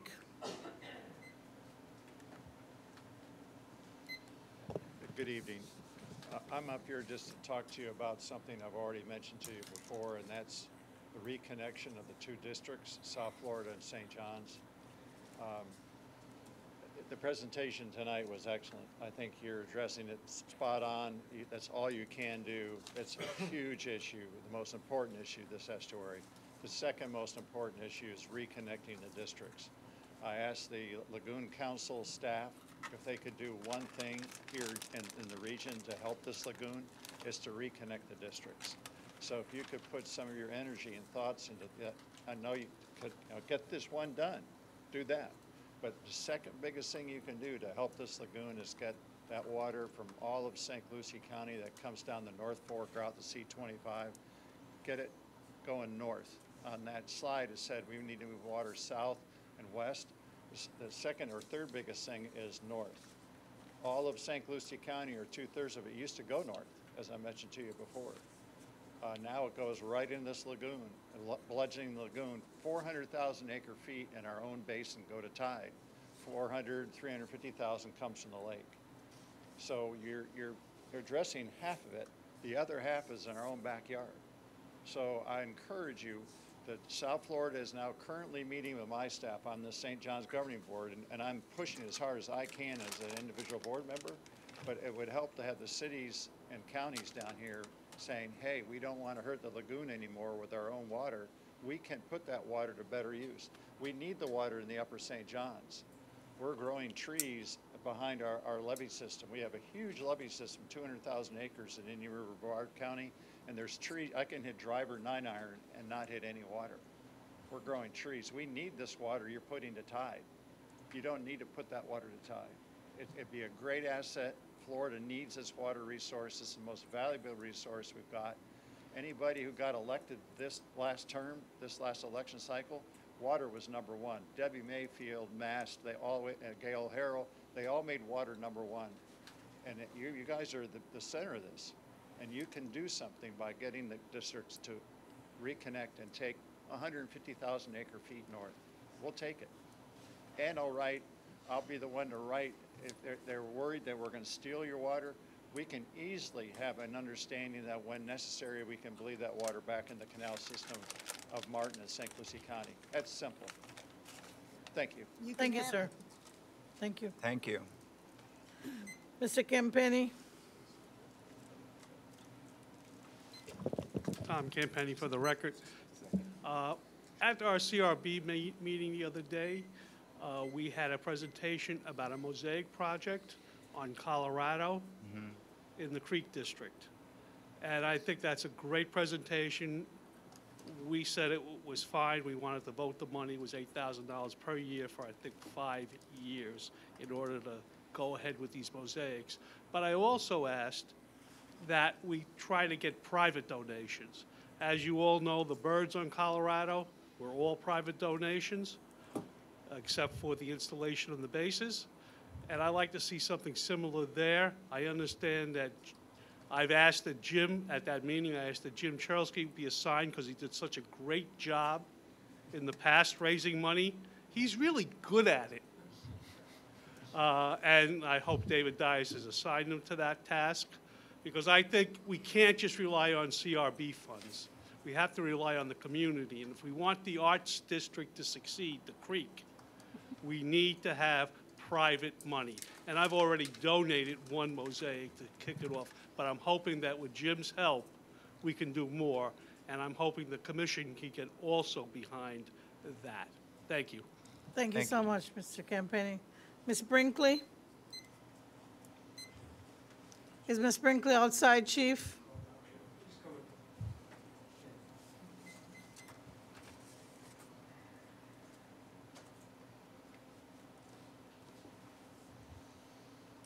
Good evening. Yes, ma'am. Ed Brinkley, 945 Southeast Nassau Avenue, Stuart, Florida. Could you hear me? I can't hear you. Yes. Can you speak into the mic a little better? Can you pull it down to you? Yes. Daddy Brinkley, Better. 945 Southeast Nassau Avenue, Stuart, Florida. And I'm starting from the last meeting we had, hometown meeting. And someone brought up the charrettes. The charrettes was never the majority of the people. Not all the people was for the charrette. We bucked against them. We came to City Hall, my brother-in-law and myself, against what they was doing in there. So they bring it up like, we okay with the charrette? We wasn't. It's not no hate thing, but we wasn't with what they planned about. And we still not. So you bringing us like that with Johnny Bell and Miss Charlotte, we love them, but we wasn't down with that. And I want to know, why is it in the black community, 5 o'clock, 5:30, 5:45 a.m., you got to have them trucks over in our community that time of morning when people trying to sleep. a.m., I'm looking at them, I'm hearing them getting out of bed to see what noise it is that they're 5:30, only in the black community we'd have that. And another thing, and I came up here and complained about John Reddick, and I'm about to look over my shoulder wherever I go, see your police car nerves. He's still allegedly still in the neighborhood, messing with people, being mean and disrespectful. So you got him over there to keep us in line or something? Why is this mean person still over there being mean to black people just because of the color of their skin? So we are not down there. I think you're doing this here, Martin Luther King, for y'all purpose. Are you still gonna build condominium in the baseball park? You building it up for us, look good for the rich that gonna be out there? My bad, gotta calm down. So That's one thing, you top, from top on or back. You're doing this here on Martin Luther King, not all the way down. You're not beautifying. So what's the point? You did nothing for us within the community. This on the outskirts. This over here where you all at. So you want to beautify that for you, for your purpose. Not come in the community over there, sit reclamation, and beautify over in that area in there. You just on the outskirts. So it wasn't meant for us. So that's y'all for y'all. So you want to come and just dump us on out our community as it being done all over the United States of America. It's being done to us. And you want this clad as a historic Thank you. Community, because it's been there forever. I've been here 60-some years, and it was there before I got Thank here. you, Ms. Brinkley. Thank you so much.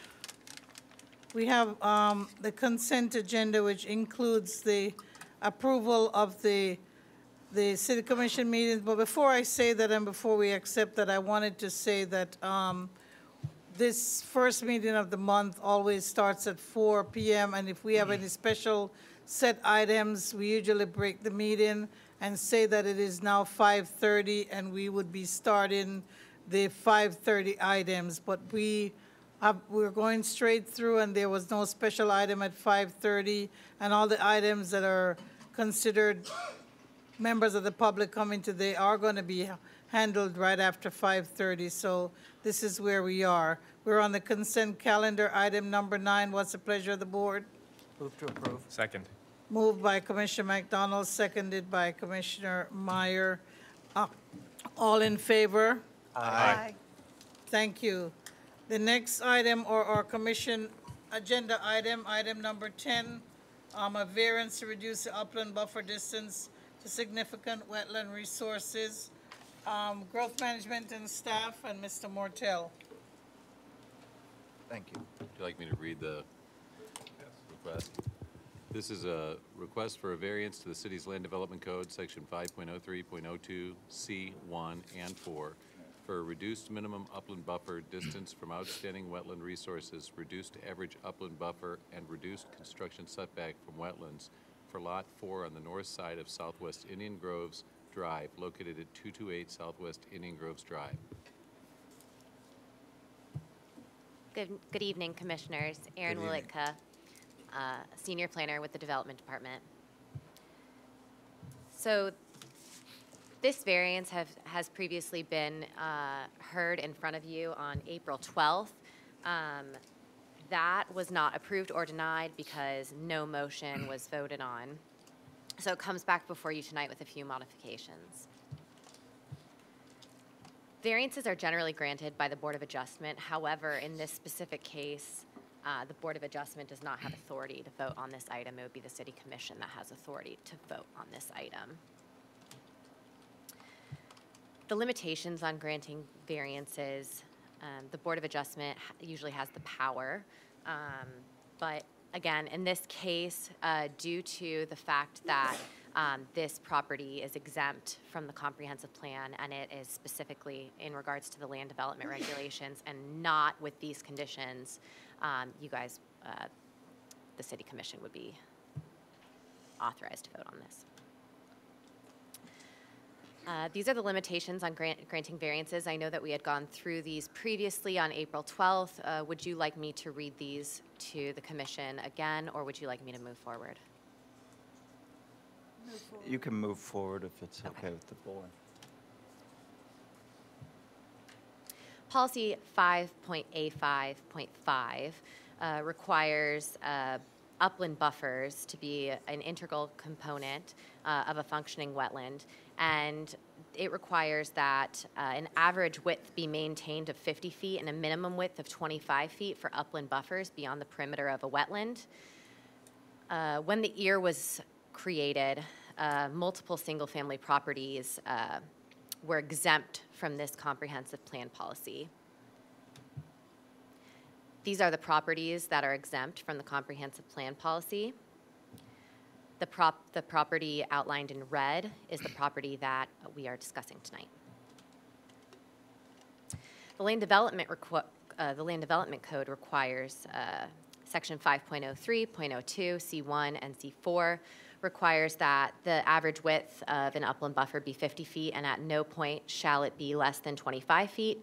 However, this property specifically is on Poppleton Creek, which is an outstanding resource wetland, so the minimum average width of an upland buffer around an outstanding resource wetland is 75 feet, and at no point shall it be less than 50 feet. As such, there is a request for variances to reduce this requirement. Here's an aerial location of the property located at 228 in Southwest Indian Grove Drive. The zoning on the property is R3. Here's a survey of the lot. And per the R3 setbacks, the orange outline would be the allowed building envelope without any wetland buffer setbacks or anything like that. It would just be 15-foot rear, 25-foot front, and 5-foot side setbacks.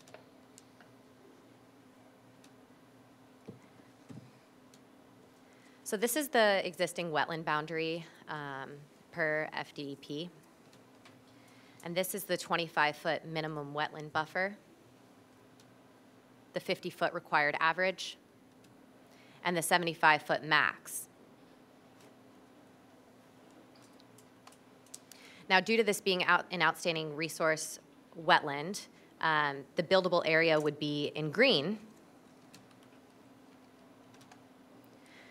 And then once you add the 10-foot required construction setback, the area in green gets a little bit smaller. So this area in green would be the buildable area per code.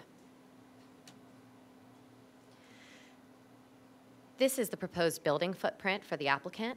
As you can see, the applicant is maintaining the minimum 25-foot wetland buffer and actually exceeding it by providing a 30-foot maintained wetland buffer.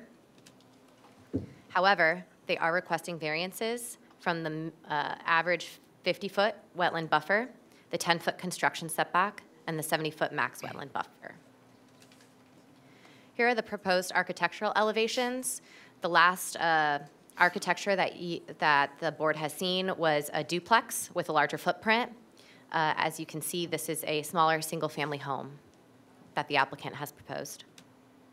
The applicant has provided public notice, and staff's recommendation is for you to consider the following: to review the criteria for reviewing a variance, testimony from the applicant, and receipt of public comment. Thank you. Thank you, Ms. Aaron. Thank you. All right. Do we have any public comments, or are we going to discuss it first, guys? I have a couple questions. We'll discuss it and then we'll ask some public comments. Okay, I'm sorry. We just had staff, so let's hear from the applicant. Yeah. Sorry. Mr. Bournik. Thank you again. I've been before you before with a bigger footprint. You've asked me to go back and reduce my footprint. I've done that. I've got a 1,600 square foot. A little higher. Yeah, I'm tall. A smaller footprint. I've arranged this house as tropical as I can. It fits well into Stuart, and it'll look well. It'll be the best house on Poppleton Creek. I'm going to build a nice home, small as I can get it, 1,600 squares, and we're not going to disturb any mangroves. So she did a great job presenting my case, so I appreciate your consideration. Thank you. Thank you, Mr. Bournik. I'll ask for comments from our commissioners before I go to the public.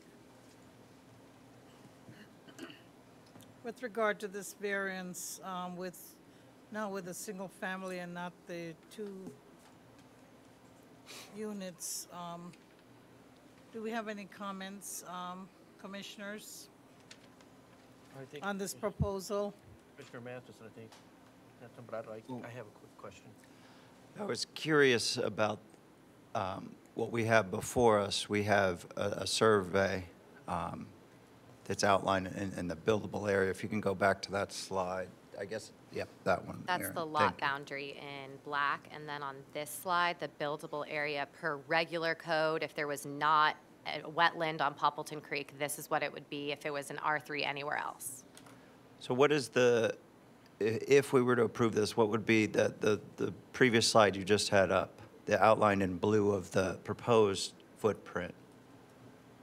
What's the is that 1,600 square feet, or is that 1,600 without the garage? That outline in blue, that footprint of the square footage. It seemed just rough numbers, larger than 1,600. 62 feet wide,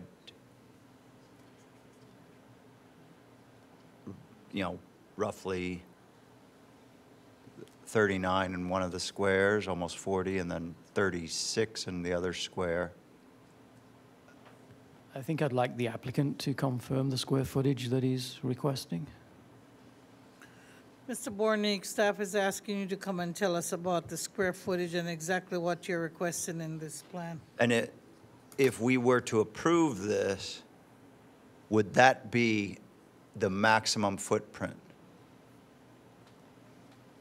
Would you like to hear from him now, Mr.? Yes. Okay. Certainly would be. Well, so what's in blue there, is that 1,600 square feet? Yeah, the garage is 571 square feet.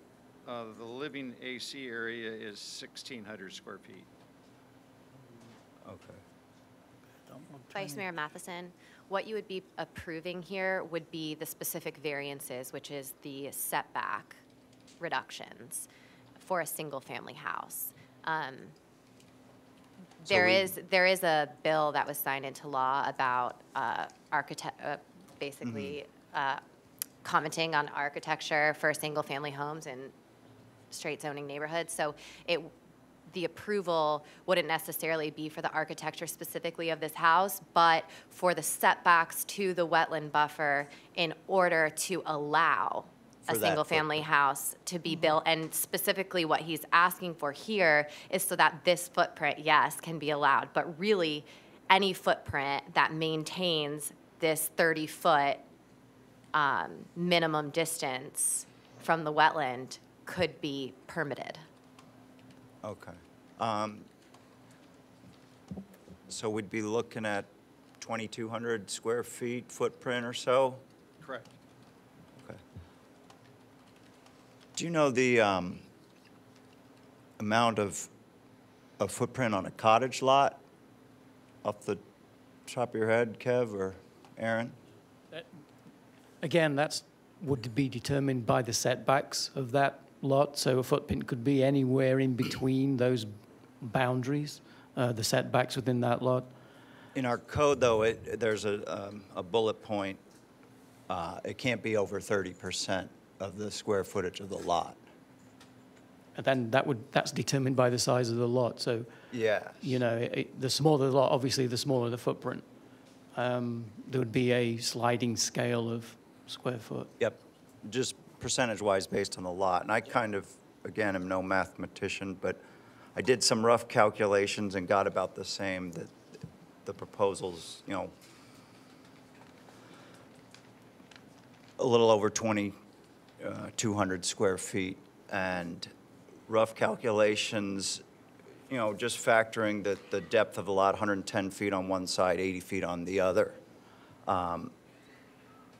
I came up with 30% of that would be like 1,800 square feet of buildable area. If we went by the standards in our land development code of what a cottage lot would be.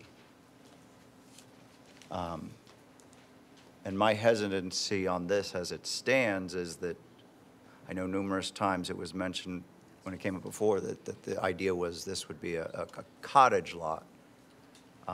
And I guess part of my biggest concern is considering the surrounding neighborhood and the houses that are on that neighborhood, and then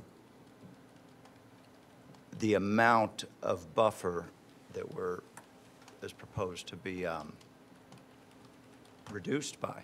Our land development code hasn't changed since this lot was purchased. Is that correct? I mean, we did it.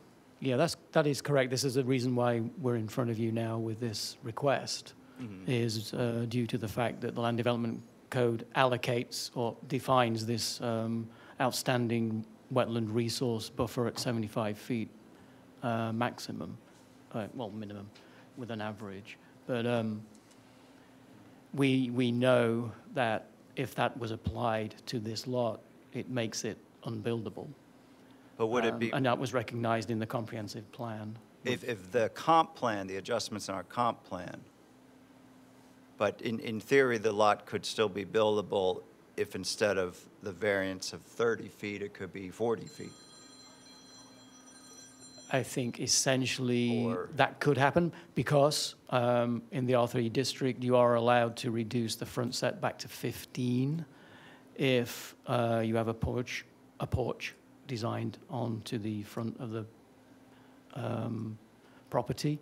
The issue that we have in setting out architectural requirements, and I think it was House Bill 51, restricted municipalities in their architectural design of single-family properties outside of the CRA. So I'm not sure how far Commission are able to go. No, I'm not talking about really getting into, I guess, the architectural design. What this before us is how much of a variance from our land development code do we want to give on a buffer, and the question is,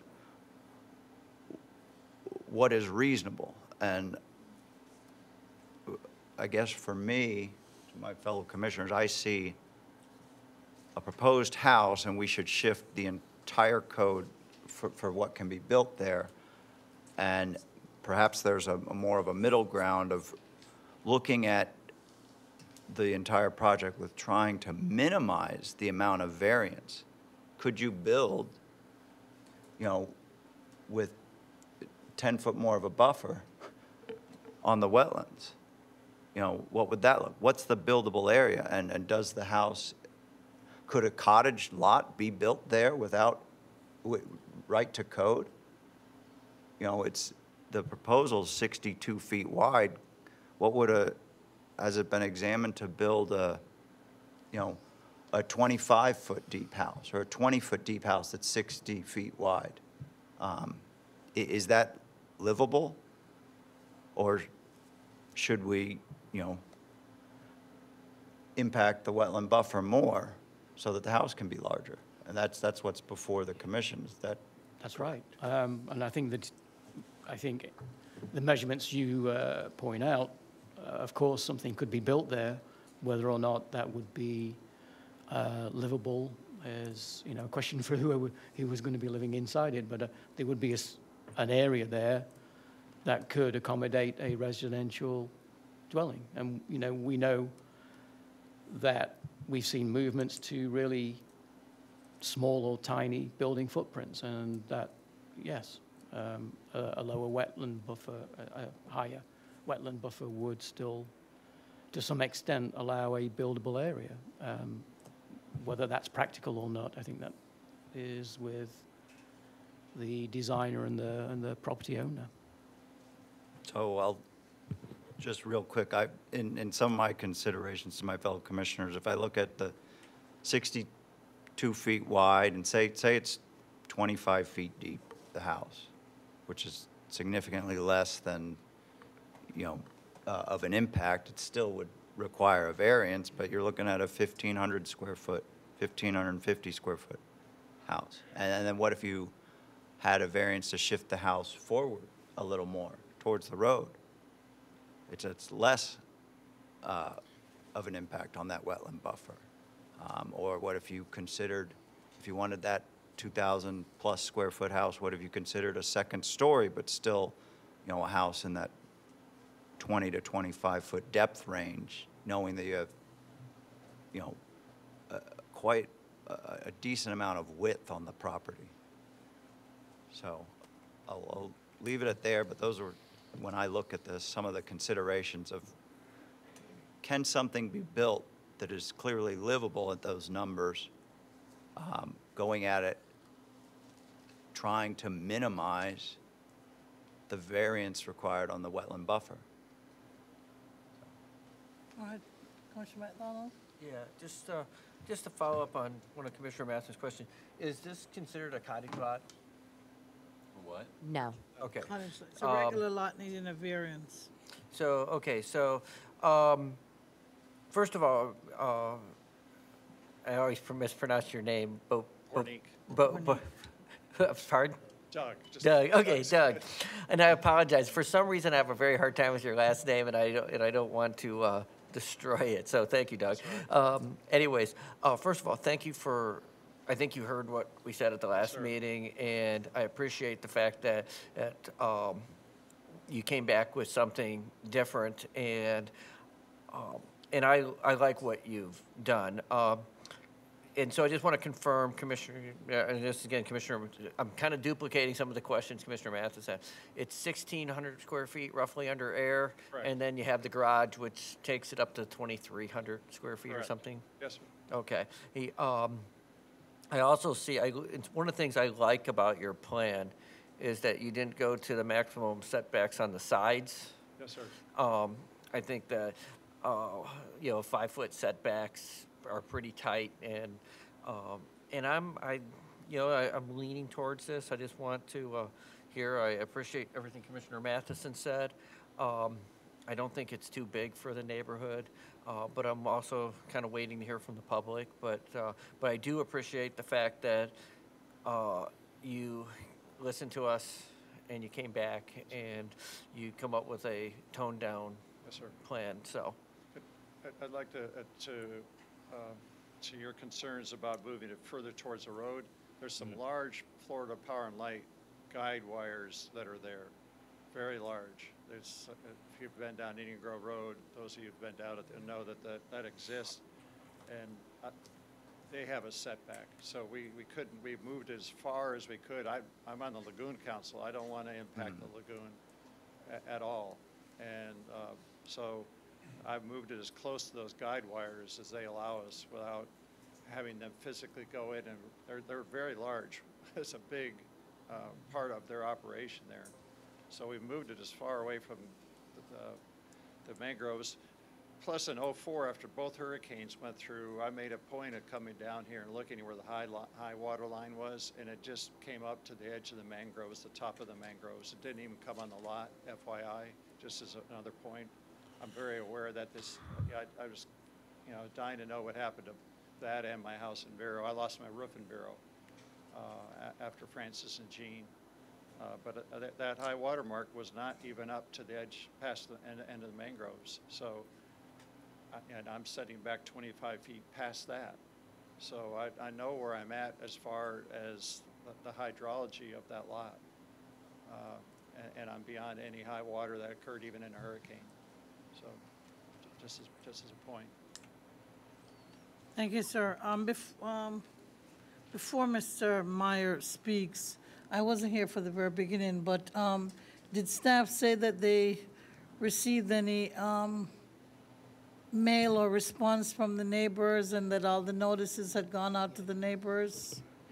Yes, we did receive a phone call from one of the neighbors across the waterway to the north, but they just wanted to know what the project was about. There weren't any specific complaints or anything, so staff relayed what the project was about, and they were fine. I sent out 132 letters. Okay, and these are people who are actually in Poppleton Creek? Yes. Maybe, yeah, okay. Mr. Meyer? Thank you, Madam Mayor. So, yeah, when I'm looking at the survey, the boundary survey, in the first crack at this, I had asked if we could move it forward, and that was sort of both with the issues of the power line, and then there was some concern actually from the neighbors that it would disrupt the sight line down the roadway, which was a good point. It was decided then that that probably wasn't a good move forward, but I thought that was our easiest way to avoid the buffer situation. When I look at the LDCs for cottage lots, I think that's a really clever idea, Vice Mayor, and I don't understand how typically cottage lots are applied for, is that something that an applicant would normally come to the city with? Yes. What we found with that part of the code, it's fairly unenforceable or fun.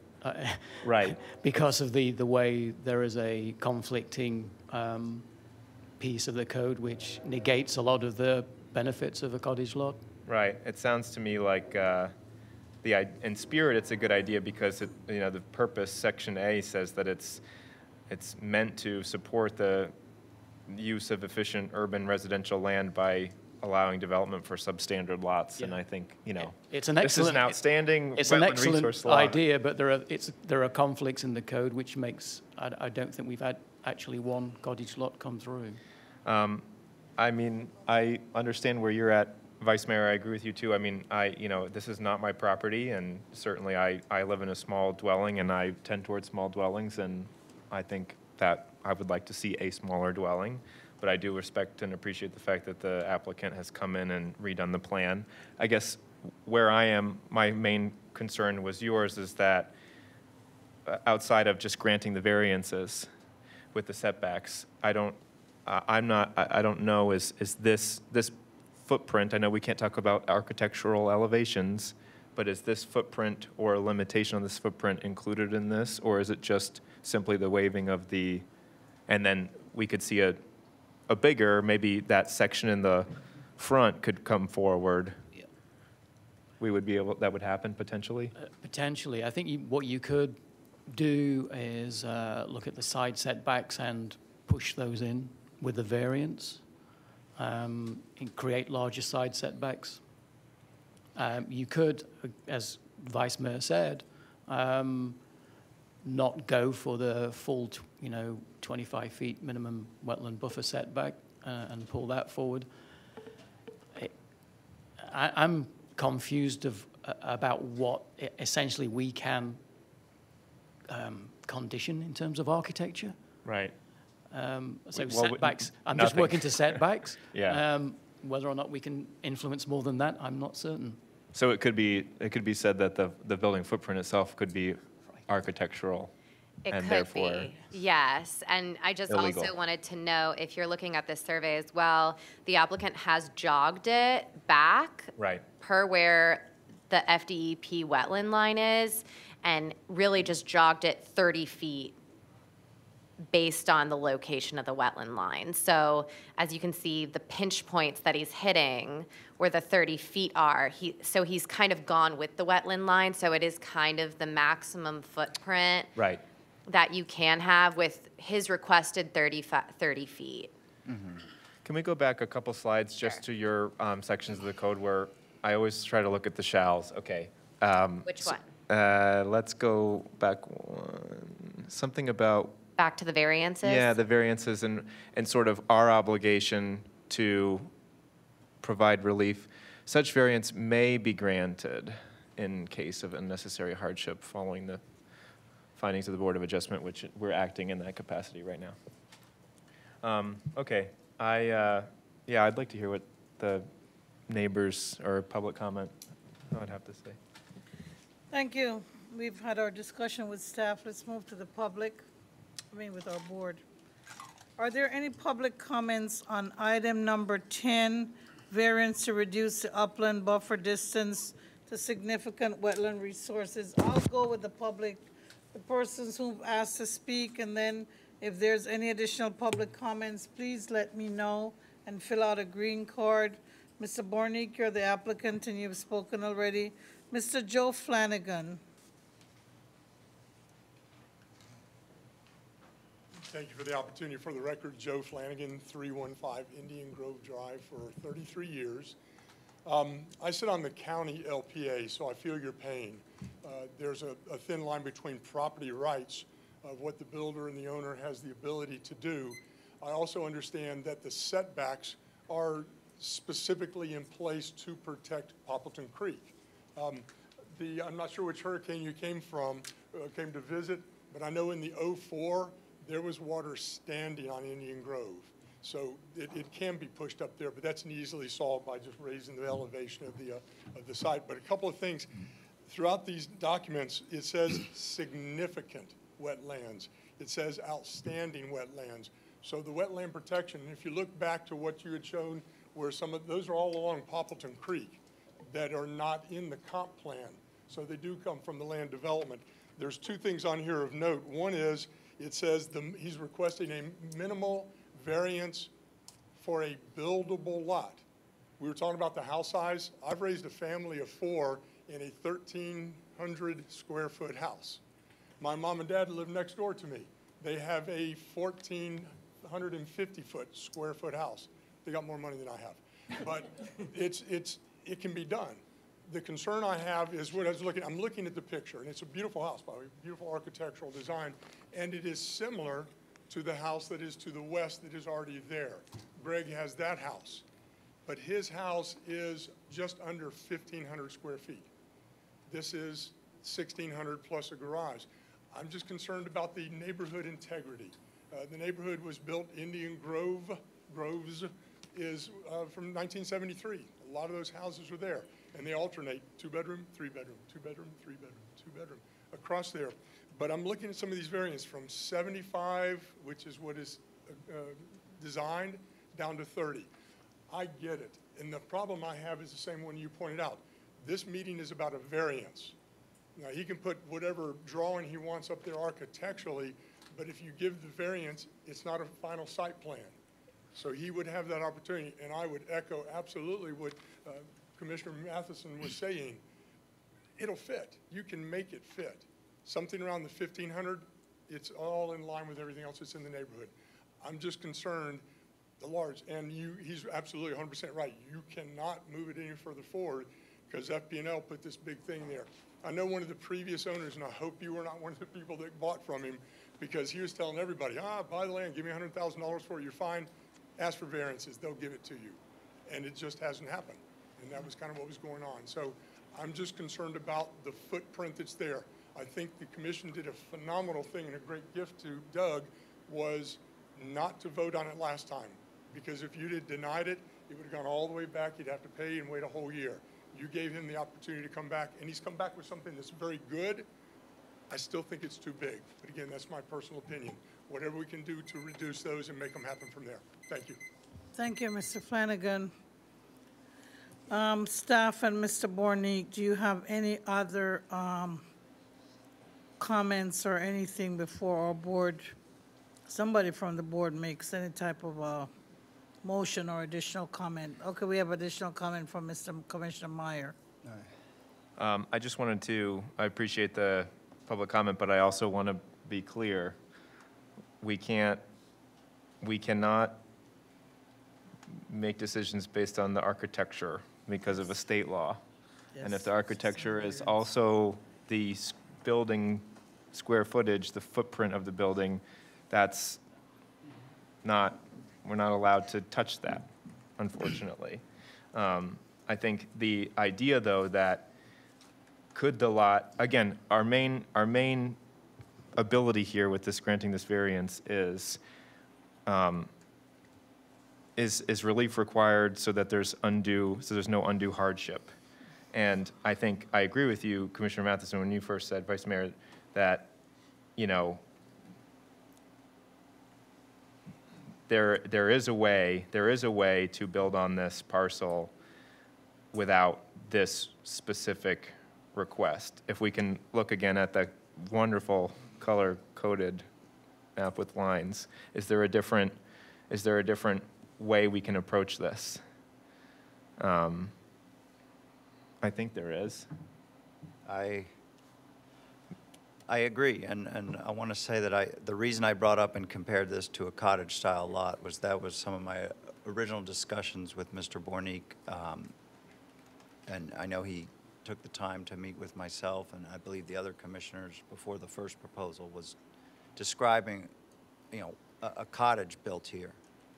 And so when I think of cottage, to me, this doesn't fit my definition in my mind of a cottage, and that's why I searched our land development code to see if I could come up with anything, and I do, you know, kind of compare it, but the proposal with the request for those variances, the proposal takes up, would not be allowed because the footprint as it stands takes up more than 30% of the lot in the rough calculations I did. I can tell you that, you know, one, I don't want to cause an undue hardship on someone. You know, I could support going down to 40 feet in my mind. You know, and keeping with the proposed setbacks. You know, there's nothing that we can do that says he may or may not build a two-story house.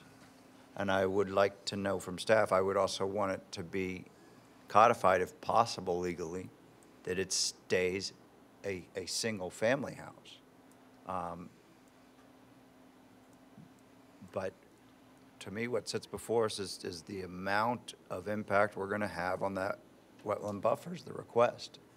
And I think a buildable lot could be built maintaining a 40-foot wetland buffer, which is still a variance.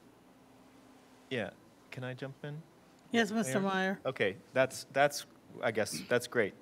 Is it possible for us, do we have to just waive the buffer requirement, or can we say we'll accept it up to? Yeah, that's what I would recommend, that you actually set a number for the variance. Can we go up one slide again where you've got the currently buildable area by code? Okay. So I wish we had that maybe to scale, so we know exactly what we're working with. Sorry, it's my PowerPoint No, skills. I wanted to thank you for, this is so useful. I think hopefully everybody here too, this is showing us how the sausage is made. And it's very easy to understand. So the first question for us is there a hardship with the existing code? I think that's unequivocal, yes, right? I mean, would you agree? If we go back to, I guess this is it. I mean, yeah. So I'm open to a variance of some kind. Exactly, I'm open to a variance. It's the length, and you know, the existing code with a 75-foot wetland buffer is basically unbuildable, but reducing that down to 30 feet is the opposite end of the spectrum. You know, is that a hardship to have to build a 1,500 square foot house? We can't talk about the size of the house. No, but we're discussing the variance. Right. All right. Procedurally, what you could do is you could set a number, and you could say that a single-family home could go straight to permit. However, if you wanted to review architecture for a duplex or more than one dwelling unit, it could come back. All right, so thank you, Ms. Walitka. Mr. Mortel, could you please put your attention to items number 9 and 10 in the proposed order? If we ever move today by this board to approve it, and just kind of explain to us and to the public, because I think we have a consternation here as to the footprint, and if something comes back, as long as it's within the variance and it can meet the requirements and meet all the building requirements, and we can do it. However, we are saying in this ordinance, or this order, that it would be something in substantial conformance with Exhibit B, and also in substantial conformance with the required documents for permitting. Could you just read those two and explain the reason behind that, Mr. Mortel?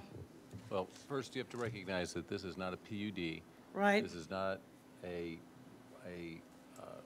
housing permit. This is a variance. And what happens historically in variance situations is that people want to build a house inside of one of the setbacks, and the Board of Adjustment historically has made exceptions for hardships based upon lot size or shape and unusual circumstances. However, when they make those exceptions, for example, this one, if the commission were to approve this as a buildable lot and then say that the side setbacks or the setbacks only had to be 5 feet, and then 3 years from now, the owner of the property came in and wanted to build a 35-foot tall house, it would have not really been the basis of the commission's position when it made the decision, and the intrusion for the setback would not have been honored, essentially.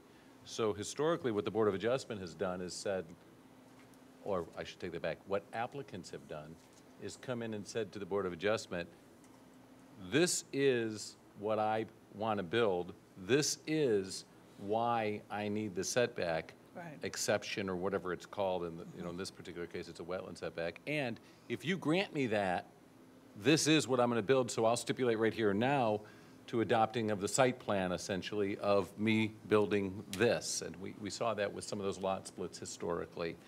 That also was before the adoption of the state legislature regarding the design standards. However, this is not a design standard to the extent that we're not mandating a certain square footage, or we're not mandating tin roof, or we're not mandating a front porch, or we're not mandating the use of hardy board, or whatever it might be. This is a proposed adoption of a site plan of, hey, grant the setback to these parameters, and I'll build what you see on the screen, so that you know that the setback that I'm requesting won't be more intrusive or won't be more invasive than whatever it is that they're trying to deviate from. Now, the flip of it is that the Board of Adjustment code, or not the Board of Adjustment, the variance code says the minimum setback to alleviate the hardship. Okay. Or the minimum waiver, or whatever it is that needs to be set back. Sometimes Within it's that set back, 50 feet. sometimes it's something else.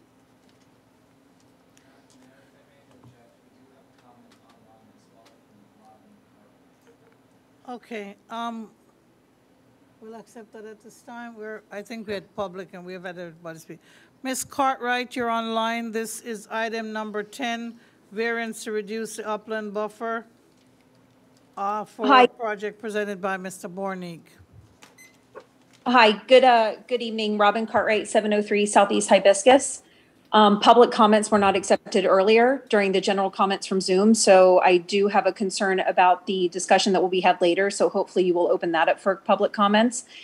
However, regarding this application, I don't see any issue with it. I would just like to point out that I wish the commission took such due diligence when it came to having this same conversation about wetlands when it comes to businesses. The accountability that you're holding this gentleman to is so very different than what you've held any of the applicants to who have come in for building multi-unit properties. And I just would like to point out that while I think this applicant should be granted this variance, I think it's very hypocritical for the commission to take such concern about wetland setbacks when you just approved to basically eliminate 10 of them for the Costco Canner CPUD. Thank you. Thank you, Ms. Cartwright. Mr. Mortel, is it appropriate at this time, and also Mr. Paul, I'd like to address if that had come in as a public comment during our public comment time, and if you have seen any other public comments on the Zoom. I think Ms. Cartwright was Thank you. referring to when Ms. Bruner asked for the potential for a discussion at the end of the meeting, or a modification to the agenda as it related to the housing, et cetera, discussion. But the agenda was adopted without adding that, so there was no need for a public comment anyway. Thank you. The motion didn't include anything other than adoption of the agenda. Thank you. So, And I'd like to just add that regard to Poppleton Creek and the historic nature of Poppleton Creek and the actual nature of Poppleton Creek in our city and what has been developed along there, that is a reason why we have these very in-depth discussions when new development is coming in along that area. We only have like maybe 2 or 3 empty lots in that area, and they're probably all closer towards Scanner Highway.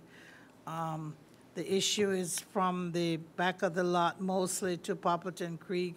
The side setbacks, I think we're happy with those. And of course, there are the problems with the front yard, which would probably give them a hardship because of the FPL in there, which creates something. So Are we going to discuss this further, or is there going to be a motion?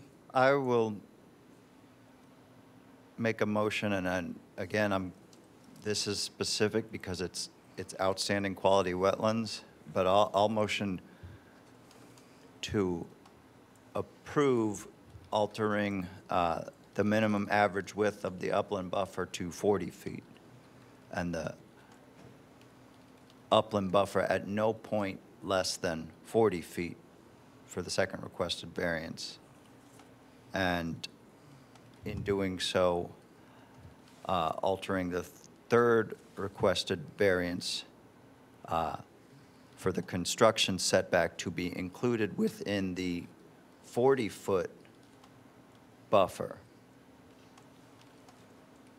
and with the condition of approval for those variances for the rear wetland buffers for the side setbacks to be as proposed in the plans. I believe it's 10 feet. Is that correct?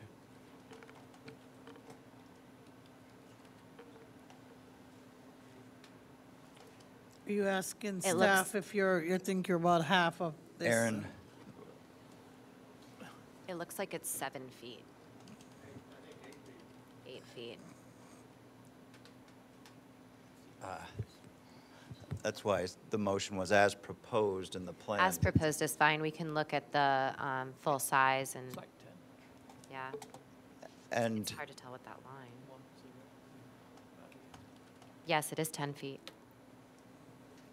as proposed, so with 10 feet, with the option, and I apologize, I forget your language, to fast track it if it's proposed for a single-family structure.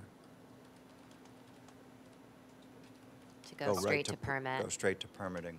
I'll second that. There's a motion and a second by Vice Mayor, and then seconded by Commissioner Meyer. Does the clerk need any help? And Mr. Mortel, is there anything that needs to be clarified in the motion? Are you I believe okay? I have it, yes. Thank you. Any comments from the public on the motion? I'd like to hear from Doug. Oh, Commissioner McDonald would like to hear from Mr. Bournik. Bournik. Doug. Bournik, I think I got it right that time. 15 feet, I don't know, it's the power lines that I can't move it further towards the road. And the house is 1,600 squares, and we're not even building the deck we'd like out there because it would get too close to the mangroves right now. I've worked with the architect to get the design here, but I can drop off the garage, I guess, on the side, but if the power lines weren't there, it wouldn't be a problem. And I'd move it right against the road if I could. It's just FP&L is the issue for me. A 2-2 house. My house, I have a house here in Stuart that's 1,202 square feet, built in 1951, the Concombe that we have, and the rooms are just little. They're small. I was trying to build a house that it was small but still had big enough rooms, big enough bedrooms. That's all. The bedrooms aren't overly big and adds a Stuart style to it. I think I've done that, and I've reduced my footprint as you all asked me to do. And I was originally, when I bought this lot, I was told by the staff here it was totally buildable, and it was a 10-foot setback, I believe, back then. And I'm going to 25 now. I'm asking for 25. I put it in right where you told me to put it in. So I'm just asking for your support. It's something I was directed to do. Thank you. Thank you, Mr. Bournik. We've heard the motion on the matter of the variance for this property and the procedures that anything else would come back and go to permitting as long as it meets the requirements. If this, the variance is approved tonight. Are there any other comments on this matter? from the board or from the public? Madam Mayor? Board, Commissioner McDonald. I'll let Helen go first. Oh, thank you. Yeah. Ms. Helen? Just please protect our wetlands. 40 feet, you know, this is what we're starting to say. We're losing too much. Protect our wetlands. 40 feet, you can build a nice house like the other gentleman said. My house is not as high. I think mine's 15, and I've got 3, to me, they're large bedrooms. And my large, you live in Florida, you don't live in the house, we're outside. So, but my main thing is protect our wetlands. Thank you. Thank you. Mr. McDonald. Yeah, I have some concerns about the motion. One is, if the motion is to move the, make the setback from the wetland larger, that's fine. But at the same time, we're also, and I prefer the larger setback on the sides, but we're limiting what he could do. And I don't know if that is something that is appropriate. One that seems to me it's a backdoor way of restricting the architecture, which we're not allowed to do, which I wish that law was never passed, but it was. Second thing is we're kind of causing him to push the house forward into the, up towards closer to the power lines. I have some concerns about that. I really looked at this, and I saw, when I first opened up and looked at it, I was very happy with what I saw, because it seemed like to me that he did what we asked him to do. And so I think that, I think it's unfair to ask that someone does what we ask them to do and comes back, and then we say, oh no, we want more. I think that I do have a concern about that. I also understand the concerns of the neighbors, as far as size of the house. Actually, I just live a couple streets over, and this house is slightly smaller than my house. So I think it's within what is generally being built, and what is around. I know there's a lot of smaller houses, but this is also some of the type of housing stock that I think our city needs as well. And so I'm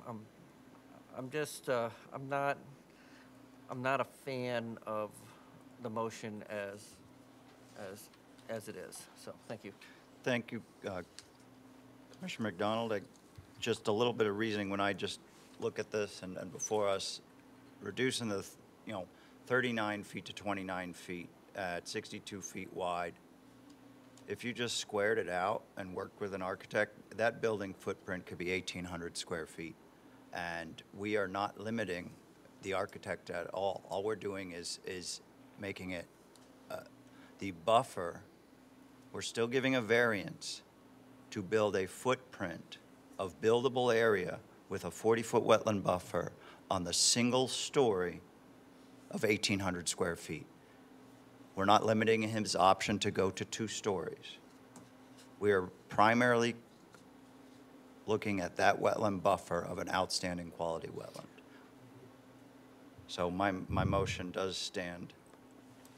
Thank you, and the second was by Vice Mayor. And I wanted to Commissioner Meyer. clarify too, there's a reason why in the code I understand, all wetlands are important. There's a reason why we delineate between an outstanding wetland and a regular wetland. And so I agree, this is not the same as our other reviews, and this is not only just a outstanding wetland, this is Poppleton Creek. Yes, I said that. So there's a reason why, I understand it might not seem fair and it might seem arbitrary, but it's not. We have this in the code, an outstanding wetland resource that is specifically called out. Yes. So I'm torn with this also, yet I will, I agree with Commissioner Matheson. Okay, clerk. Oh, we do have a public. Thank you very much, Mr. Paul. May I ask who it is, sir, or will you just ask them to speak to us? Ms. Merker, can you hear us? Yes, can you hear me? Yes, ma'am. Hey, good evening, guys. As you know, I live in Florida Club. Honestly, I'm enraged hearing your sanctimonious hypocrisy over wetlands. And it's astounding. And you guys kind of did this with the Goldstein and the landfill thing. And it is arbitrary, Mike. And I mean, you approved a project that had over 1,000 spots, parking spots. Half of them were for retail, the other for the apartments. But those apartments had no visitor spots. So you have retail that's open, 9 to 7 at most. And nothing for quality of life and people living a normal life and like about 400 apartments you almost approved.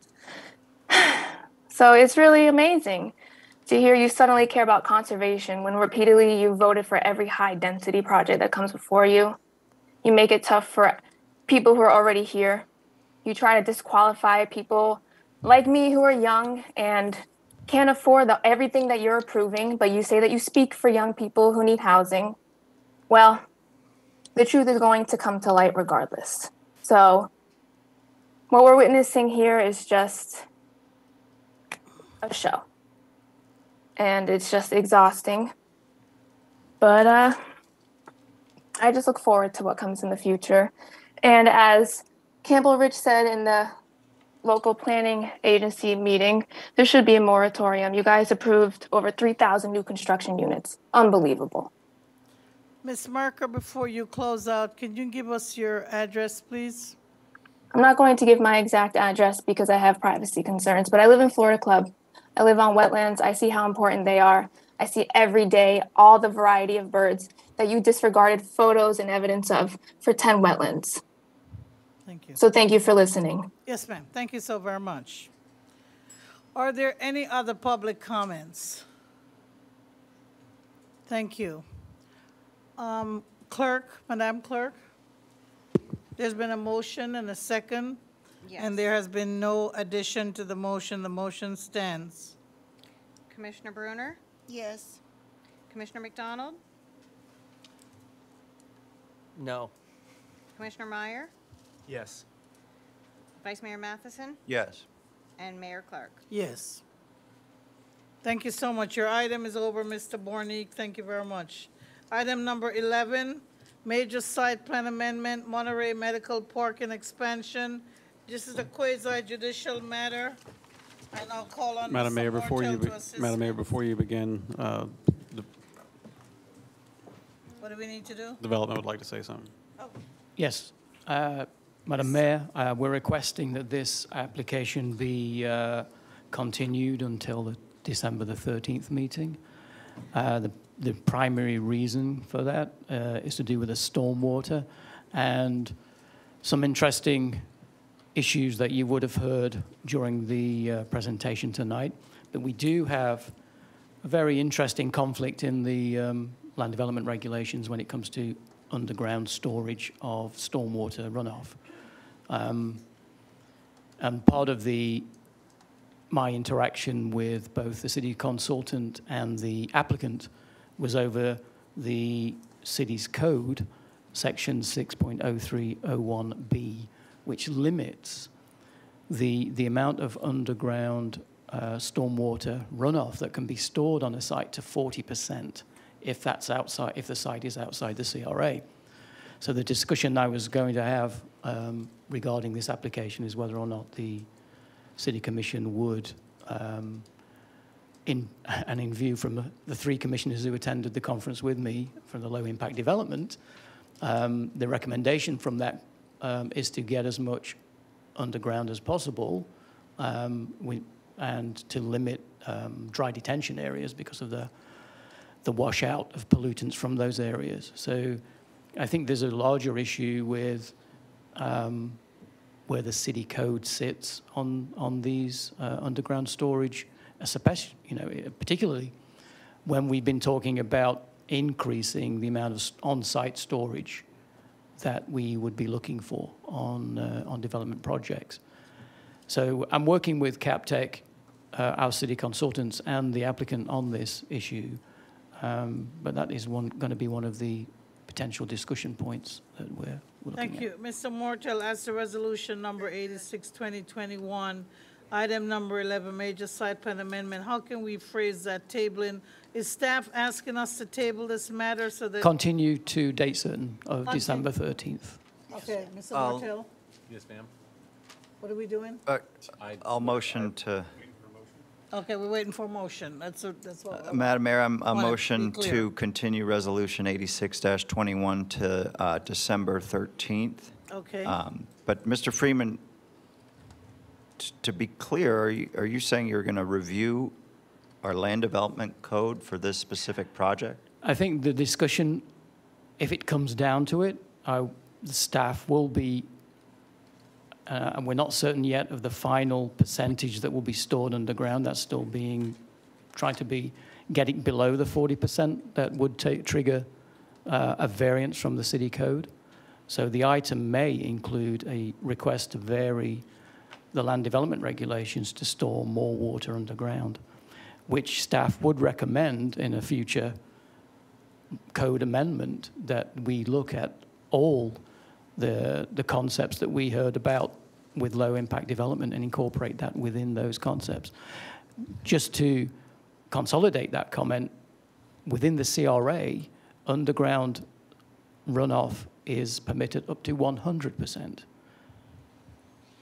I mean, I'd like Storage, to have the yeah. conversation on the takeaways from the Low Impact Development Conference, and one of the top ones to me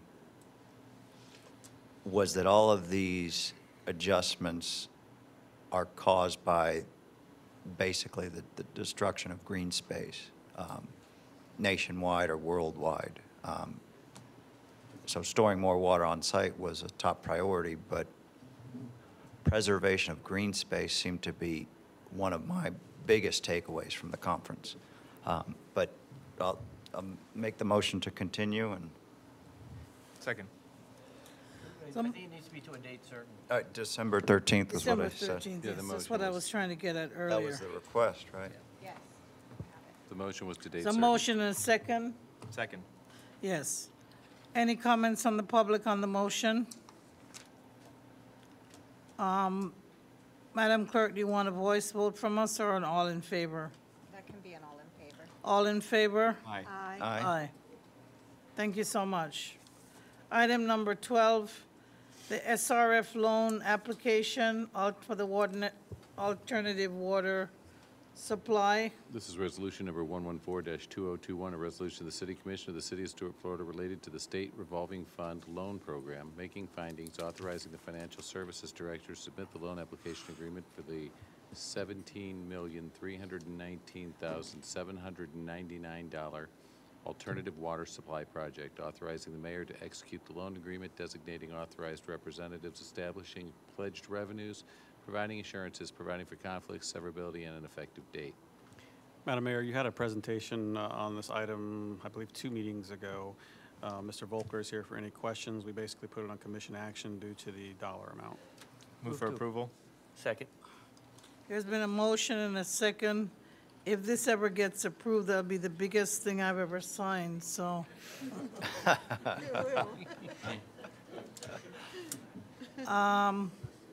Did you read the entire ordinance or just the title, Mr. Mortel? He read the title. It's just too much. The title is fine.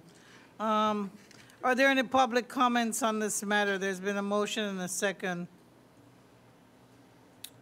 And the city manager has told us that this matter has come before us before, but because it's getting to the final point and it's $17 million, it has been brought back to us regarding this loan application. No public comments, no comments on the board. Madam Clerk, could you please call the roll? Vice Mayor Matheson? Yes. Mayor Clark? Yes. Commissioner Bruner? Yes. Commissioner McDonald? Yes. Commissioner Meyer? Yes. Silver ink, please, Madam Clerk. When I sign this, I don't know. Blue ink is fine. Item number 13, right-of-way abandonment of a portion of an alleyway between Southeast Fifth Street, Southeast Stitman Boulevard, resolution number 115-2021. Mr. Mortel. This is resolution number 115-2021, a resolution of the City Commission of the City of Stuart, Florida, declaring pursuant to Chapter 36 of the Code of Ordinances of the City of Stuart, Florida, the intention of the City Commission to abandon and set public hearings on November 22nd, 2021 at 5:30 p.m. and December 13th, 2021 at 4 p.m. in the City Commission chambers to consider the abandonment of certain public right-of-way within the city, being that portion of land which lies between Southeast Fifth Street and Southeast Stitman Boulevard, which is more fully depicted in Exhibit A attached here too and for other purposes. Recognizing this resolution is just expressing the Commission's intent and is not an ordinance actually adopting the right-of-way abandonment and will trigger us to notify the neighbors. Thank you so much. So we haven't notified anybody yet, so is staff, do you have anything? Actually, Mayor, we did notify neighbours of Just this for this, hearing. okay. So they should have had a notice on that basis.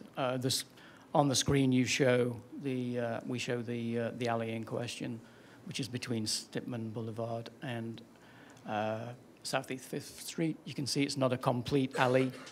It runs through half of that block, and utilities and city development have no objection to the abandonment of that. Madam Mayor, I'll move for approval. Second. Motion by Commissioner McDonald, seconded by Commissioner Meyer. Are there any comments from the public on item number 13, right-of-way abandonment for Fifth Street and Stitman? Madam Mayor, I just want to point out that this is a city-initiated abandonment, therefore there's no privilege fees associated. Thank you. And Mr. Freeman, did you hear anything from the neighbors on the notice for today? I've had no response from anybody in regard to that. Do we put up a sign for right-of-way abandonment? This is public noticing. It's going to come in later on. Yes. But when we do it, do we put up a sign? It's the ordinances, it's in the newspaper and it's advertised as an ordinance. We had direct notice to every single property owner direct that's on notice, the okay. alleyway, so the people that are impacted by it are all noticed. A little Personally, sign in not the just a alleyway, sign, just but actually your receive it. letters. And Okay. there's no development, so it Yeah. doesn't change anything. We understand. That's fine. Just wanted to make it clear on the record. We had asked for staff comment or any public comment on item number 13, right-of-way abandonment. Mr. Vice Mayor? No comment. Okay, thank you. And I hear nothing from the public. Could you please call the roll, clerk? Commissioner Meyer? Yes. Commissioner McDonald? Yes. Vice Mayor Matheson? Yes. Commissioner Bruner? Yes. Mayor Clark? Yes. Thank you. We have no ordinances for second reading on today, November the 8th, but we have some ordinances for first reading.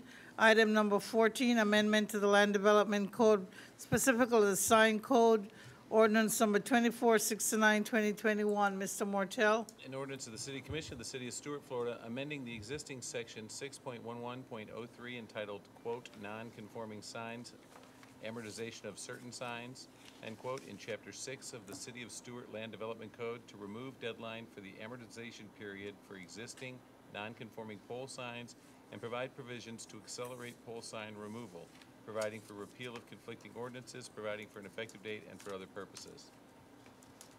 Thank you, Mr. Mortel. Are you ready, Mr. Freeman? It's Panal. Oh, Pinal, sorry. Panal Gandhi Savda, CRA Administrator for the record. This item came before you back in June or July, where staff was requesting direction on what to do with the deadline that was soon approaching. The deadline to remove all the pole signs in the city is January 1st, 2022. This commission did direct staff to remove the deadline from the code and provide some regulations to help expedite the removal of pole signs. Currently, no pole signs are allowed, but the existing pole signs, staff is recommending a language for existing signs if they're damaged or if they're abandoned. So the new language would be all damaged pole signs that require permit to be repaired shall be removed within 90 days of notifying the property owner, and any abandoned pole signs associated with business that is no longer active for a period of 180 days or longer shall be removed within the 90 days of notifying the property owner. The proposed amendments were presented to CRB and LPA. Both boards approved the amendments, and today staff is requesting approval of ordinance number 2469-2021. Thank you so much. I'll Do move we have any- approval, Madam Mayor. I'll second. Approval moved by Commissioner Myers, seconded by Commissioner McDonald. Commissioners, do you have any comments on the actions that are being proposed by Ms. Gandis? I thought the So- language was simple and easy, just what we directed. And give some flexibility in the future. Public, do you have any comment?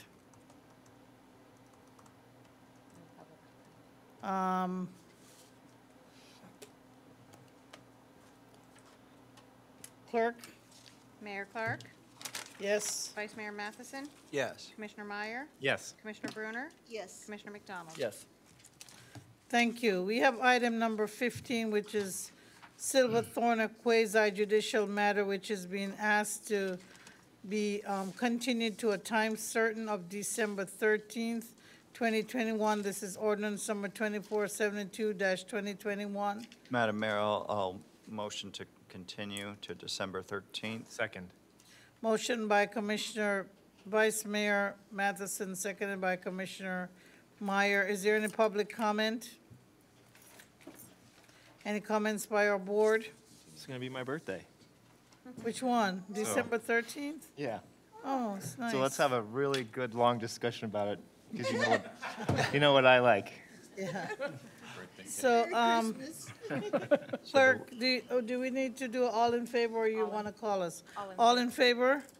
Aye. Aye, thank you. The next item is item number 16, a request to continue to date certain of November 22nd, 2021. So The moved. abandonment of a portion of right-of-way is Second. requested by Palmetto Cove, moved by Commissioner Meyer and seconded by Commissioner McDonald. All in favor? Aye. Are we clear on the discussion deliberation? We don't have anything to talk about because we're going to deal with the one issue that Ms. Bruno wanted to bring up. I can move that this meeting be adjourned. Is that okay? Adjourned. Oh, yeah. Thank you, Mayor. Thank you, thank you.